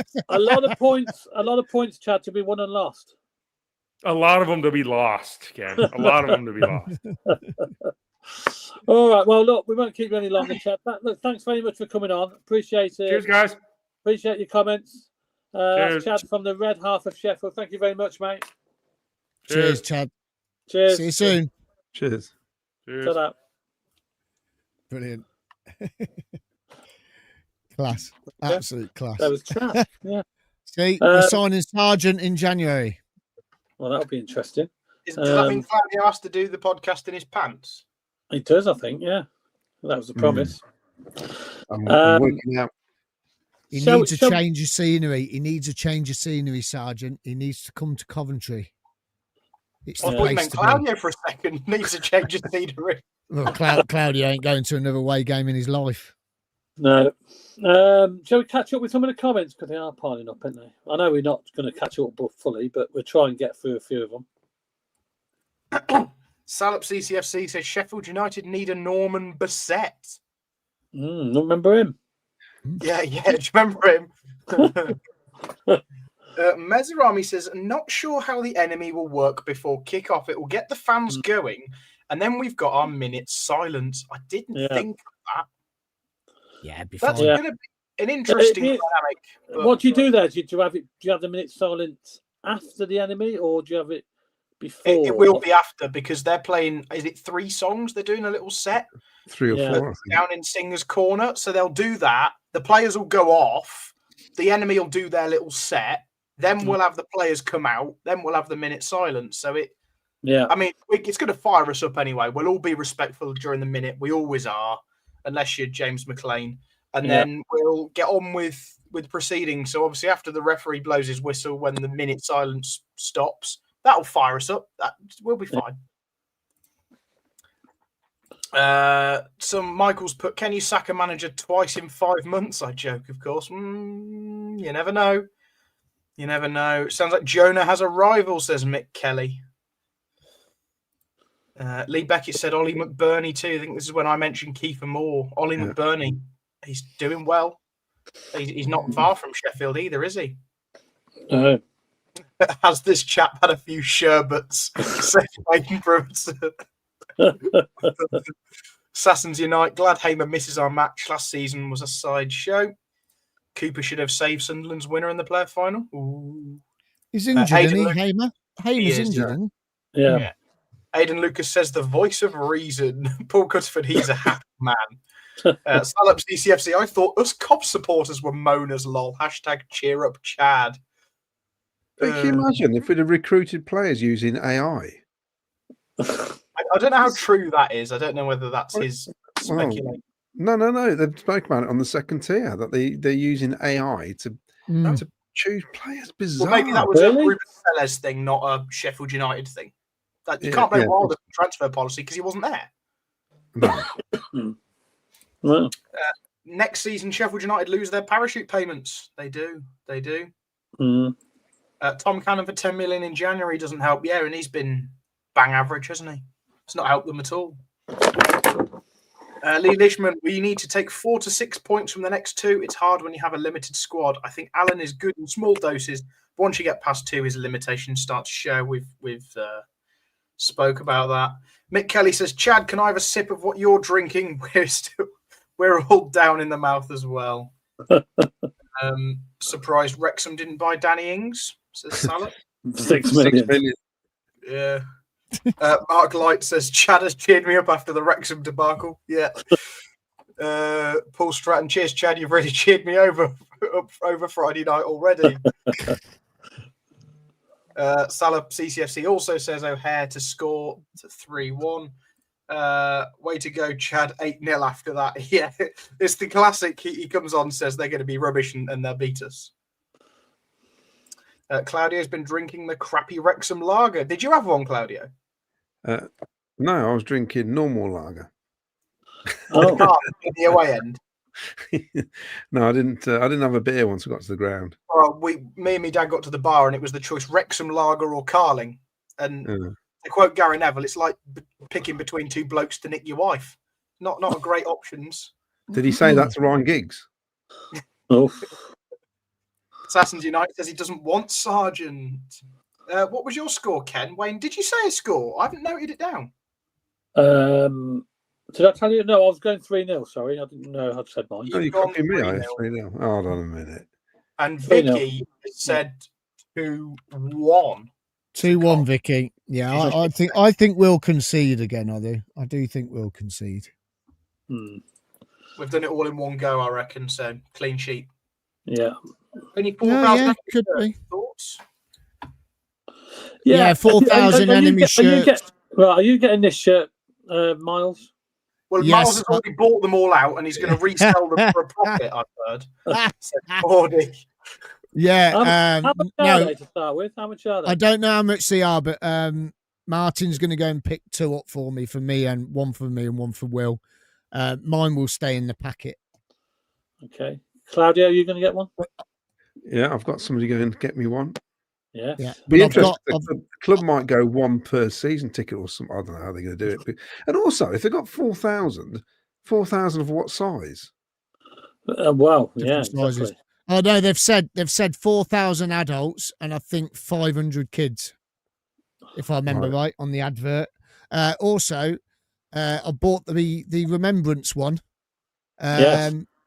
It's lovely. I've seen it because I bumped into Will. Yeah, it's lovely. You sent him in the shop to get it, didn't you?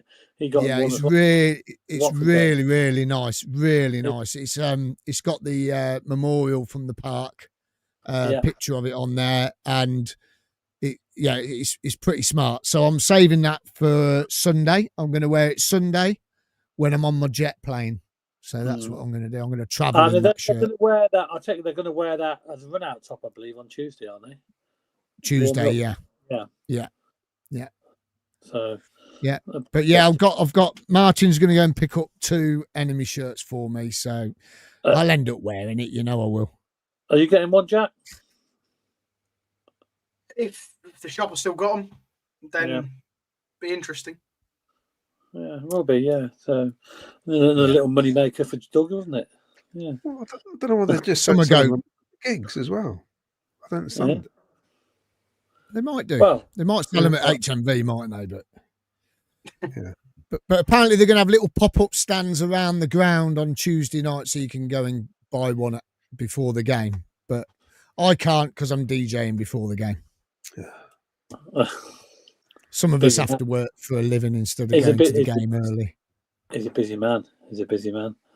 Have we got some more comments, or are we going to? Got loads.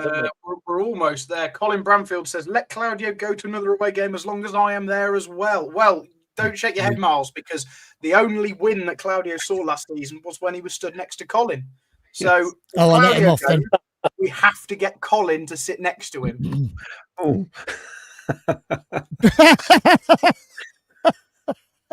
Hey, do you know what, Colin? Like, Colin is brilliant. Every time I'm in Dillon's, he comes up to me, and he always shakes my hand, and he goes to me. He says, whatever you do,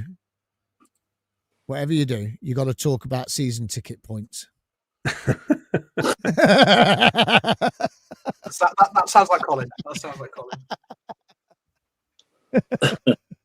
Paul Stratton says, "We need Thomas fit for Tuesday, as I think Kitchen is suspended." No, Kitchen's not suspended. It's not. No. I didn't think Cup games don't count. FA Cup, League Cup, EFL Cup, don't count. So he's only on 4. And Anne join us says, "We'll come and see you in Dillon's, Miles." Oh, that's lovely. Thanks, Anne. Cheers, Mark. Okay, let's you are not caught up with all those comments. This is everything since Chad's come on. I couldn't read everything before. I haven't read them all. I'm just caught up. There's a difference. Okay, I'm back on comments next week, Miles. Don't worry. I gave him a chance. It didn't even pre-warn me. He just said, "Oh, Jack, your turn." I'm like, "What? Hang on. I wasn't prepared." Assassins Unite thinks we're finished. Not yet.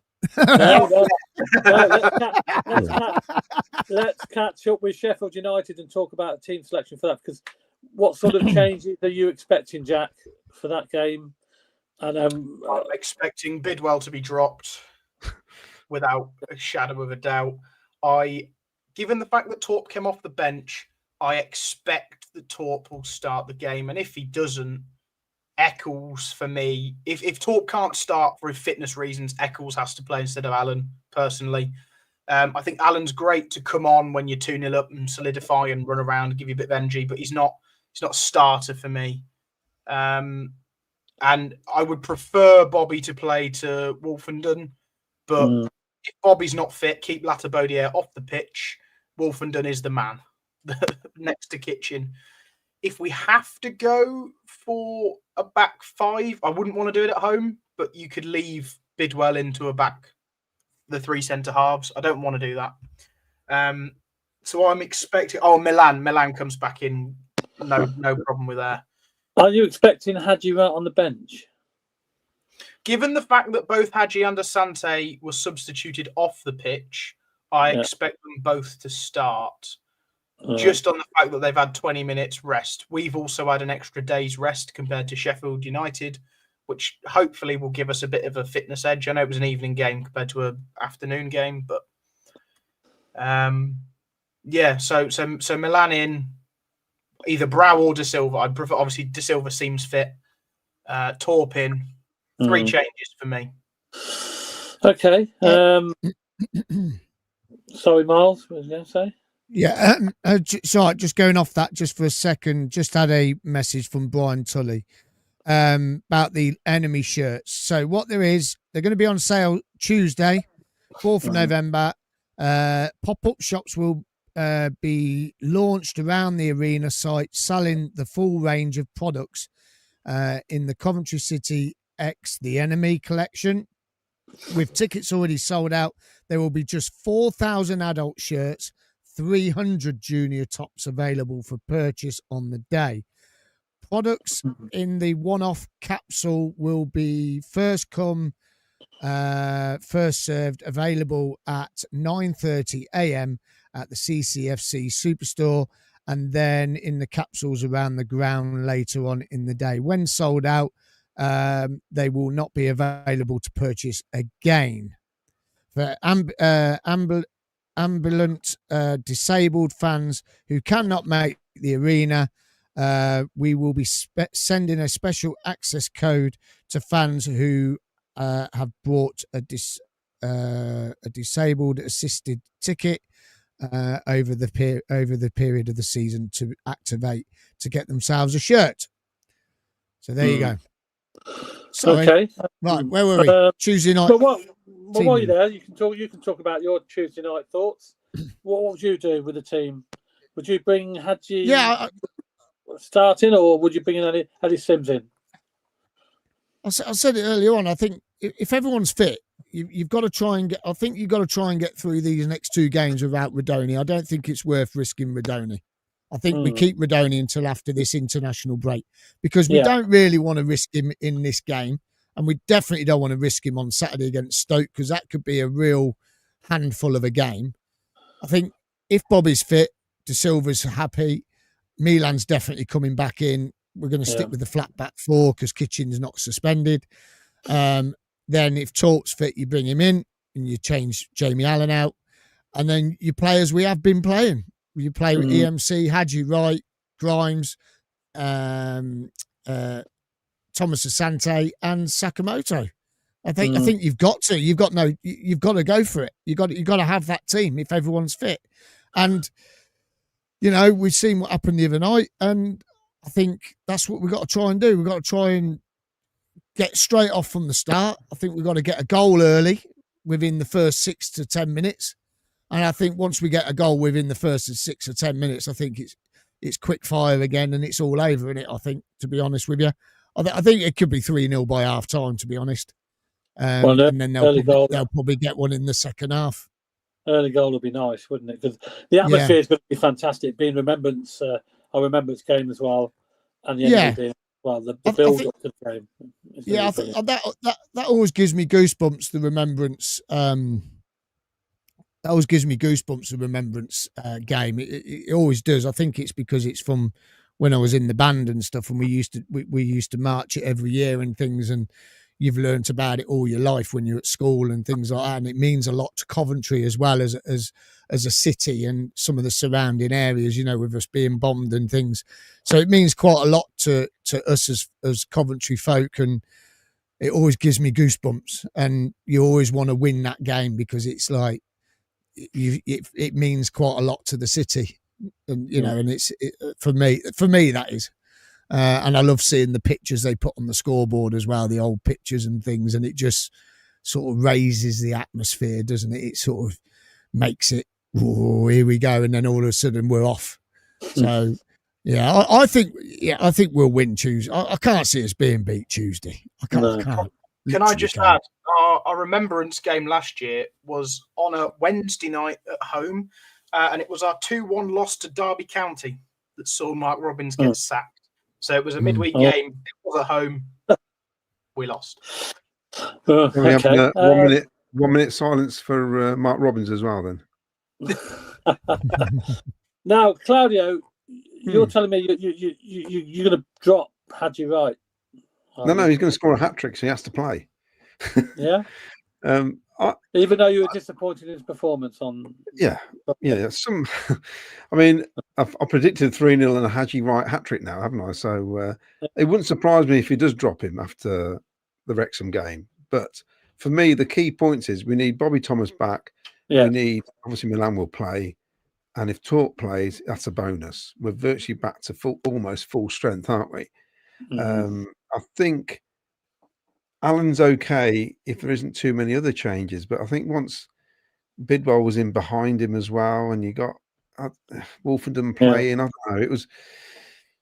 It's a tricky one, isn't it? I would like to see as much as that our normal defence, basically. So Kitchen, Thomas, Silva, and Milan.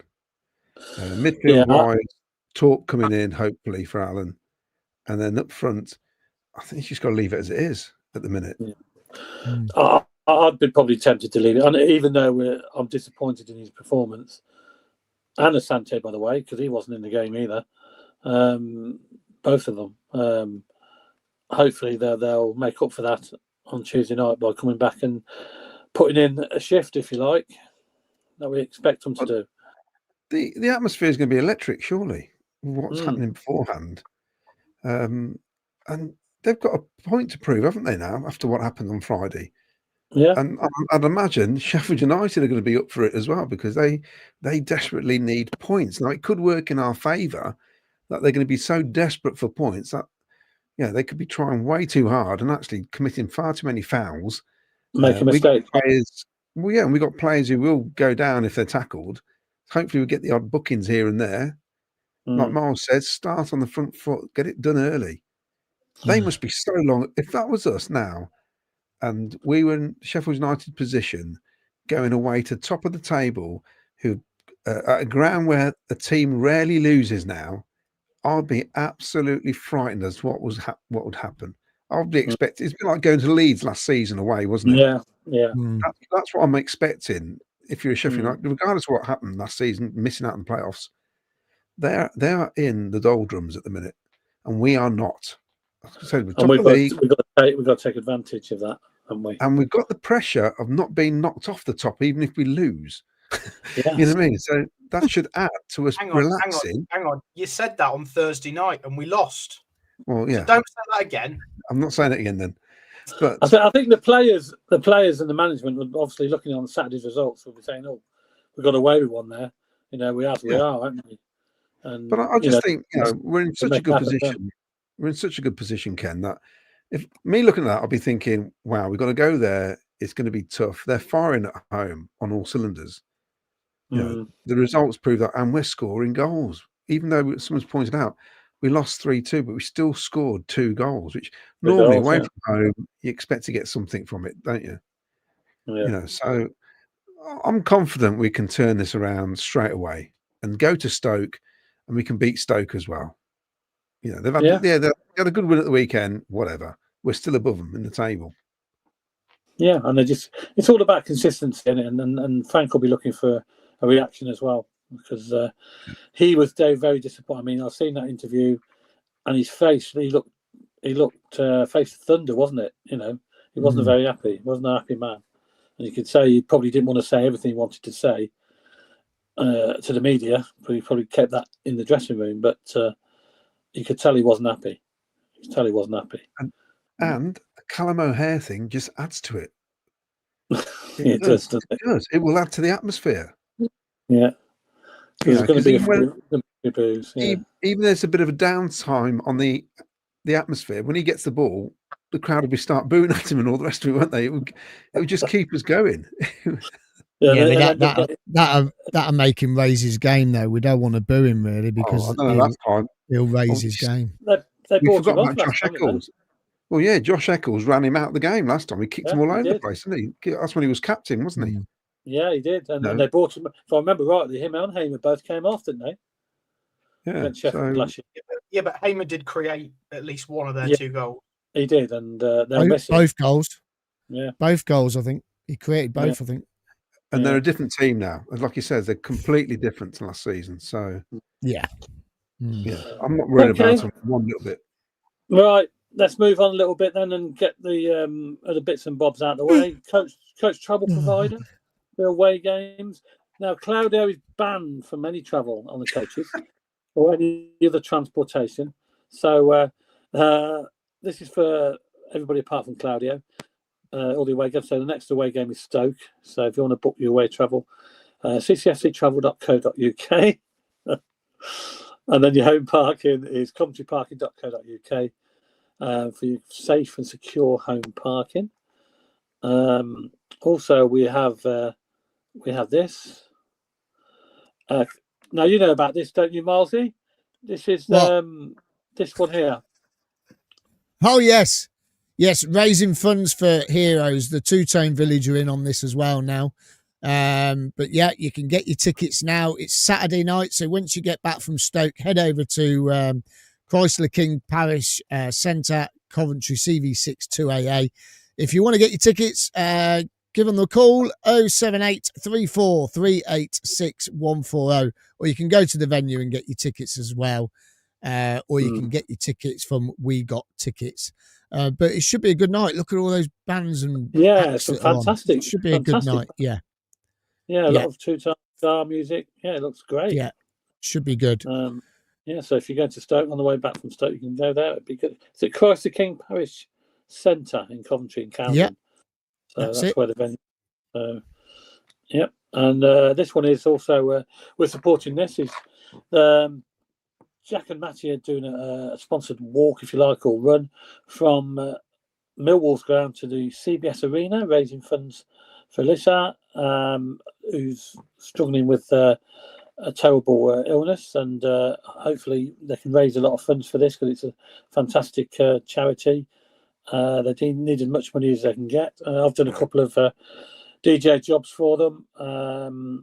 One of the family are a Millwall fan, obviously, and the other Sky Blue fans. So there's big support amongst the community for this, and let's hope they can make a good donation and a good good day of it all. And it's not till January, but when we play Millwall, they're running from Millwall Stadium to the CBS Arena to raise charity money for that good cause. It's a fantastic charity as well, and well worth it. So. Also, Claudio, you can tell us about this fantastic Sky History podcast with Brian Richardson, part 1. Part 1, yeah. Part 2 to follow, week on Tuesday-ish. Very good. And he was very keen to do a second part. So there's obviously more questions we're going to ask him because he couldn't fit it all in. But I think he answered a few questions. We can only take Brian's word for it. You can't where did the money go, Claudia? Well, apparently the council had the money and they took charge of building the stadium. So if you want to know where the money went, that's the council. Spoiler alert, you'll have to go and watch the show. Yes. True. Don't give it away. You've got to go and get on watching. Come on. Yeah. But yes, it's great. Really enjoyed it. And thanks for all the comments from the people who've watched it so far. Yeah. And obviously stand by for part 2 for that one as well. This is obviously what we spoke about earlier. Wayne Littlewood ran the marathon, and that was his time, 3.46. So that's fantastic. He's another friend of the show who raises a lot of money for charity. And well done, Wayne. There you go. I think that's it. Any more business to discuss? Got some comments coming in, Jack. Yeah, the final few comments. We'll try and catch up. Who's top of the league and 11 points clear of Leicester? Yes, mind that gap, Leicester City. Mind that gap, Leicester City. Oh, Dark Farts. Is King regretting Robin's sacking now? No. No, we're top of the league. We were in the relegation zone and we're top of the league now. That's, slightly weird question to bring up. Worried Hadge will be trying to avoid injury for US duty. Sheffield United are extremely physical. There is that, but then after that, they've not got another one till March, and then that's the only one till the end of the season. So hopefully, get this bit of jet lag out of the way, Hadji, if he's picked. I don't know if the squad's out, but then he's our player till March minimum. So hopefully he'll pick back up again. We know he can. The positive is we're still scoring goals, as we've said, says the realms of possibility. Yeah. I don't know. Can I just say something on that? What that thing about Adji Wright? I don't care if you're playing for the USA. We're paying you bloody wages. You should turn up no matter what. It don't matter if you got jet lag or whatever, right? It doesn't matter. You can't have jet lag for 2 weeks. Simple as. Get it sorted. Get it sorted. Pull your finger out your ass and start scoring the goals again. Because I'm telling you now, if he does what he did the other night again, he can see himself being dropped because it ain't good enough. And the thing is, me was when Frank picked him in the first game after that international break. That says it all. Frank's putting down the statement there saying he's fit enough. He's not jet lagged, not fatigued. No. He's our number one, and he played. So that's the telling tale for me. And the thing is, right? At the end of the day, surely he wants to be the top goal scorer in the league. Well, PTA's beating him at the moment. So come on, mate. Show us what you can do on Tuesday night. Sort it out. Because you can't have jet lag for 2 weeks. Surely not. No chance in a million years if you got jet lag for 2 weeks. No. No, I ain't having that. No. Absolutely not. Alex says, can I be one of the few people that's happy with the Sky TV deal? I'm getting to see way more of Cov than previously. Yes, admittedly, a literal armchair fan. Well, that's perfectly fine. Don't matter. If that's how you're happy watching the Sky Blues, you do it. Brilliant. It's like Carry on. All these game changes that keep happening. It doesn't really affect me. I've got such a flexible life. I'm able to go to all these games. It doesn't affect me. I'm quite happy with it. Yes, it's a faff. And I understand certain people can't go to games. But from a selfish point of view, it doesn't really matter to me. I'll be there. And there's going to be... When are the next lot of TV fixtures coming out for next Probably year? The night before the game. They'll say, oh, yeah, the game's on tonight now. And you'll be like, what? I'm surprised they ain't moved Saturdays, to be honest. Well, they couldn't... They did all up until Christmas, didn't they? I know, but season. But they could still change it. I thought they were going to change Saturdays. To be fair. I don't think they can now. I think it's all after January, and they only have to give a month's notice or something like that. Does anybody know if the club are selling CCFC poppy pin badges? Yes, they are. They are, because my boy bought me one last weekend. It's on my jacket. On mine on now, yeah. They're £6 each. Yeah. I know they were £3 last year. They're £6 this year, but they are a bit bigger. They are bigger, aren't they? They're a bit bigger this year. Kitchen might not start Tuesday to protect the yellow card because the View would be more important to play him against Stoke. Maybe, but that relies on Thomas being fit or Latibaudiere being fit or Bidwell playing in a back four. Latibaudiere is fit because he went out with Jamaica. Latibaudiere's not fit when he's fit. He's not at this level. Leave him alone. He's a Jamaican international. Okay. Yeah. Frank is spoiled for choice on who he drops after Friday. Yeah, I suppose apart from Sakamoto, they're all under threat. Remember, they could all look at themselves really, because a lot of them dropped the standards, didn't they? Simple as that. Sakamoto can't play everywhere. No. Friday was a blip. Normal business resumes, and we get to January window. Exactly. One bad game shouldn't define the season. Keep the faith, Sky Blue Army. Our team is so much better than the one that played Sheffield United last season. Absolutely. Absolutely it is. And that was Reece Carr, when Reece Carr was in charge. Yes, that's right. Brian, let's have a punt Richardson, as the realms of possibility has dubbed him. Christie says Moore was offside for his second goal. Ooh. No, he wasn't. No, he wasn't. It looked onside. I would first admit when I did see it, and I know it looked a little bit, but no. I think he was probably just onside. Just. Brian Tully says Brian with a Y Richardson. Claudio, you've got your poster wrong. I didn't do it. Ooh. That was me. Blame me. Blame me. That's all right. Well, Mr. Richardson, we know who he is. Yeah. Can we have Claudia back? I'll change it Tuesday. I'll change it tomorrow or Tuesday. getting shade from the comments here. Guys, can I just say, between the first bit of comments we did and the second, there was about an hour of footage. I didn't get a chance to get to them. No one segued me in.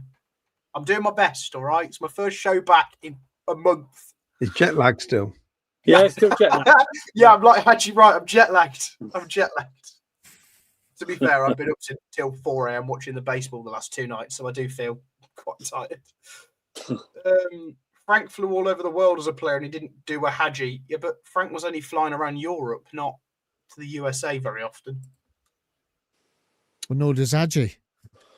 I mean, Hadji Wright is only a fringe player with the USA at the minute. He scored 2 goals. It doesn't matter. He's not his choice at the minute. He came in because he left Josh Sargent out. So it's not like he's nailed on.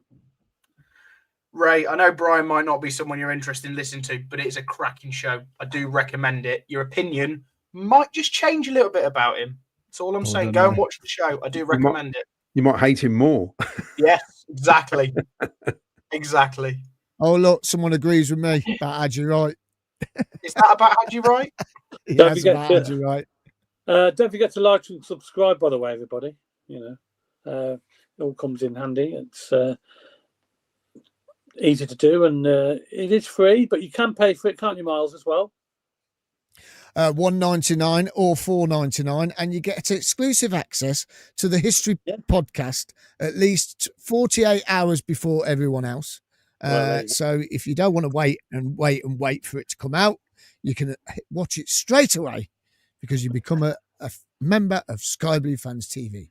Exclusive member. It's not even, well, it is a pint of beer now at the football, but it wasn't a pint of beer at the football at $4.99 a month. We should do a £3.60 package. Should do, shouldn't we? Should I change it to £3.60 for the club? Yeah. While Doug's keeping the 360 pints, we'll keep the 360 price as well. I think that'd be a good idea. There you go. We've just saved you some money, everyone. Everyone is paid.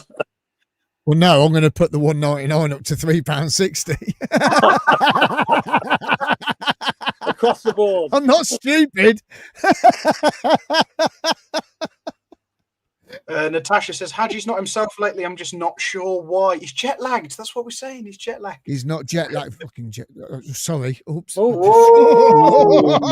I'm just sorry. I just swore. Yeah. Sorry.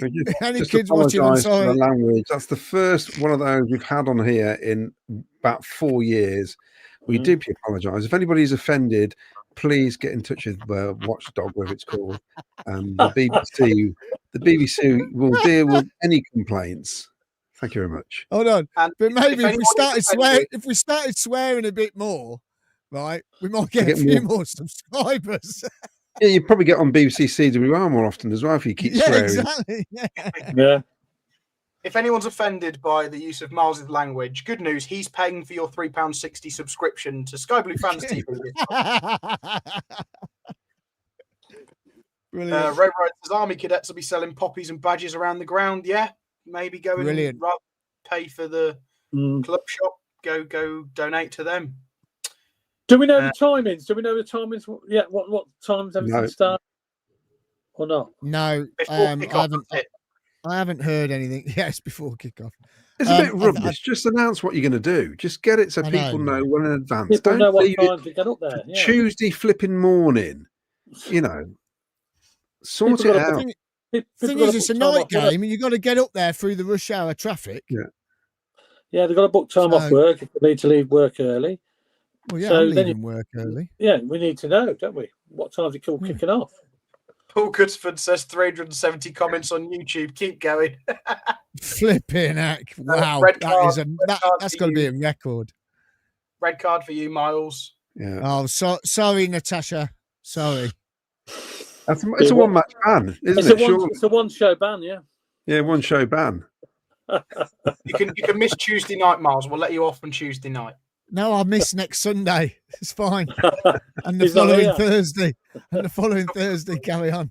Oh, yeah, he's not here.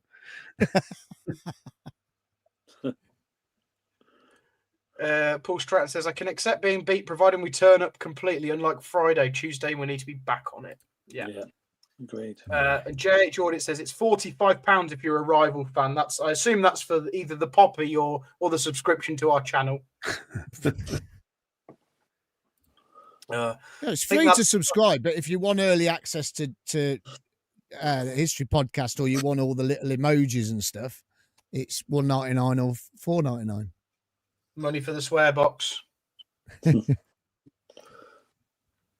Mick Kelly says a bit late, but time for the VAR in the Championship. Ooh, I don't know about that. I'm not a fan. No, we wouldn't have got into the playoffs last season with VAR.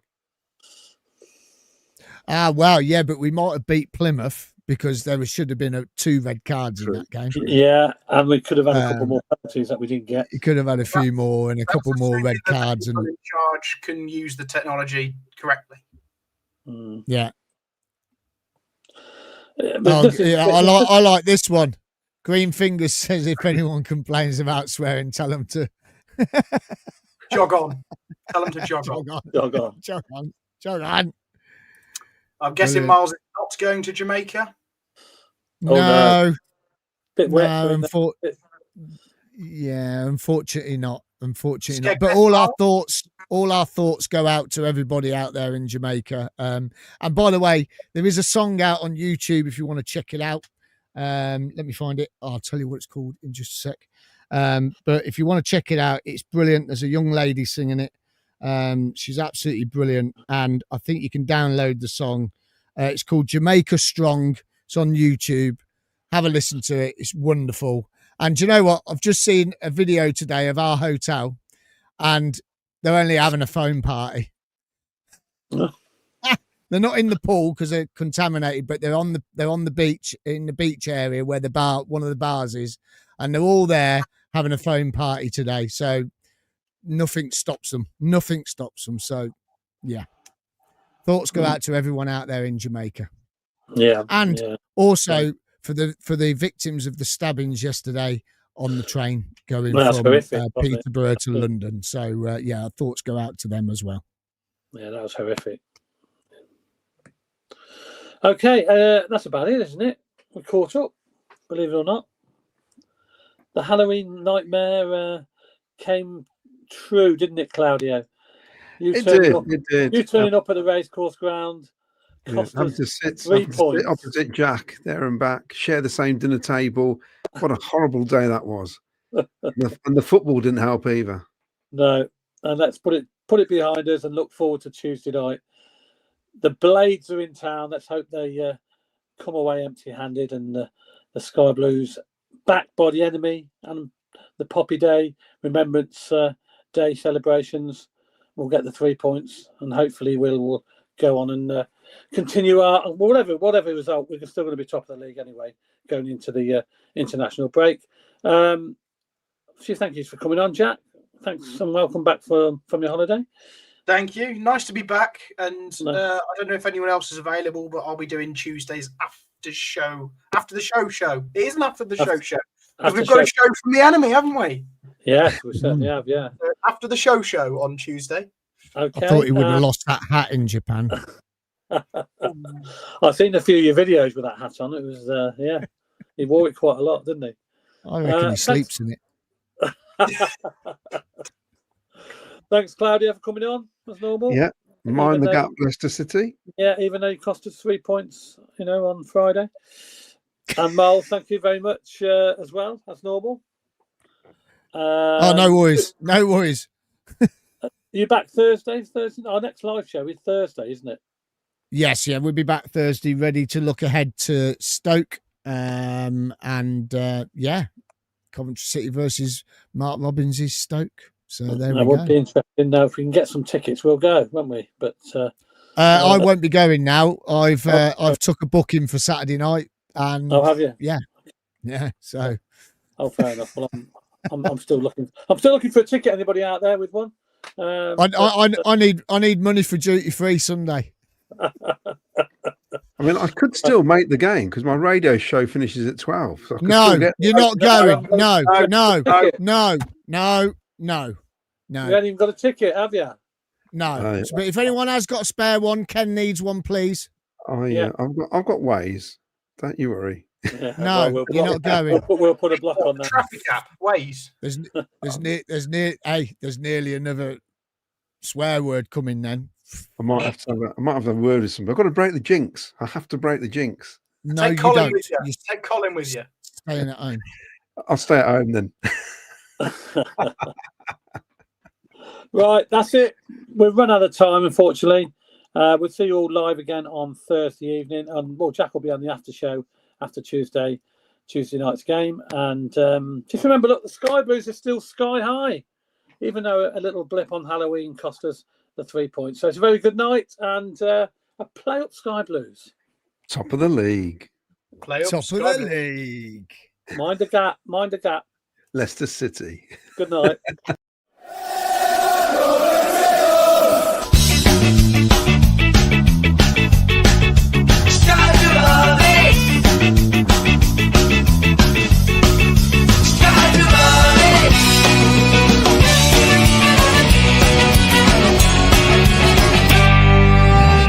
Sky Blue Fans TV, for the fans, by the fans.